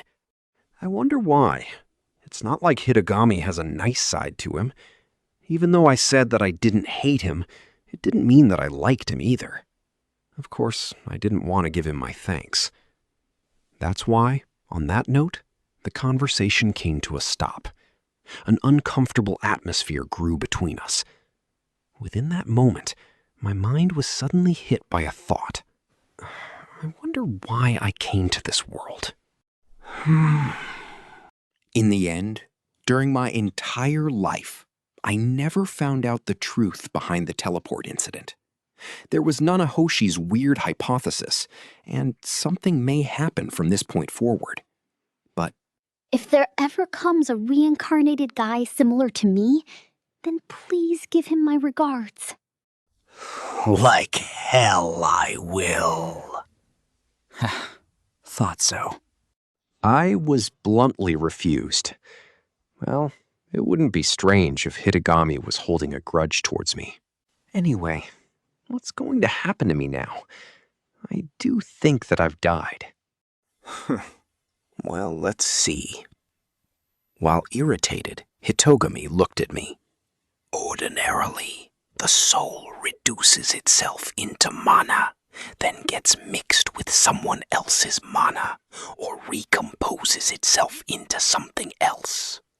However, you are a person from another world, so I wouldn't know what may happen to you. I see. I thought that after death, I would get to meet Paul or Gisu, but I guess that's not happening. Even though it was obvious, it's still a pity. But well, my body had been buried in the same place as them. Maybe I should be satisfied with just that. When I noticed, my body was gradually fading away. I wonder if this was the mana reduction that Hitogami was talking about. So this was the definition of death in this world. Perhaps even for other inhabitants of this world, they came to this white room just before their deaths. Probably without ever meeting Hitogami, they just waited until they faded away from the white room. If you think that way, then Hitogami may be close to the Yama. Scoffing on someone's entire life, grinning in front of them at the verge of their death. That's a detestable Yama. However, Hitogami wasn't grinning like he usually did. On the contrary, he was unconsciously tapping his foot, unable to hide his irritation. He wanted to feel triumphant in front of me, who was vexed and disappearing, but that ended in a failure, so now he was feeling irritated. He really is a detestable guy. Well, perhaps it's not my position to say this, but some way or other, I put my hand on his shoulder. Do your best from now on. I wonder if he'll get angry, or so I thought, but Hitogami breathed out a sigh and dropped his shoulders, and then sat down as if collapsing on his knees. After that, he completely fell silent. While looking down on Hitogami, I surveyed my surroundings. It's the same as before. Pure white. Empty. And then my body was on the verge of disappearing too. My consciousness was gradually dying out as well. Would I return back to my previous world? Or would I become someone else in this world? Would my memories remain intact? Or would they not? I didn't know. But no matter which form it takes, I wouldn't care. Even if my consciousness or memories remained, even if I was born in a place much harsher than this one, or in my previous world, I would probably be able to get along somehow. See ya. As my consciousness was gradually fading away, I passed by Hitogami's side and started walking forward. Without turning back, I simply headed forward. Thank you so much for listening. Creating these audiobooks takes a lot of time and effort, so if you enjoyed this journey, please consider subscribing to support the channel. Only a small percentage of our listeners are subscribed, and your support makes a huge difference. If you want to hear more light novels, let me know in the comments below. See you in the next chapter.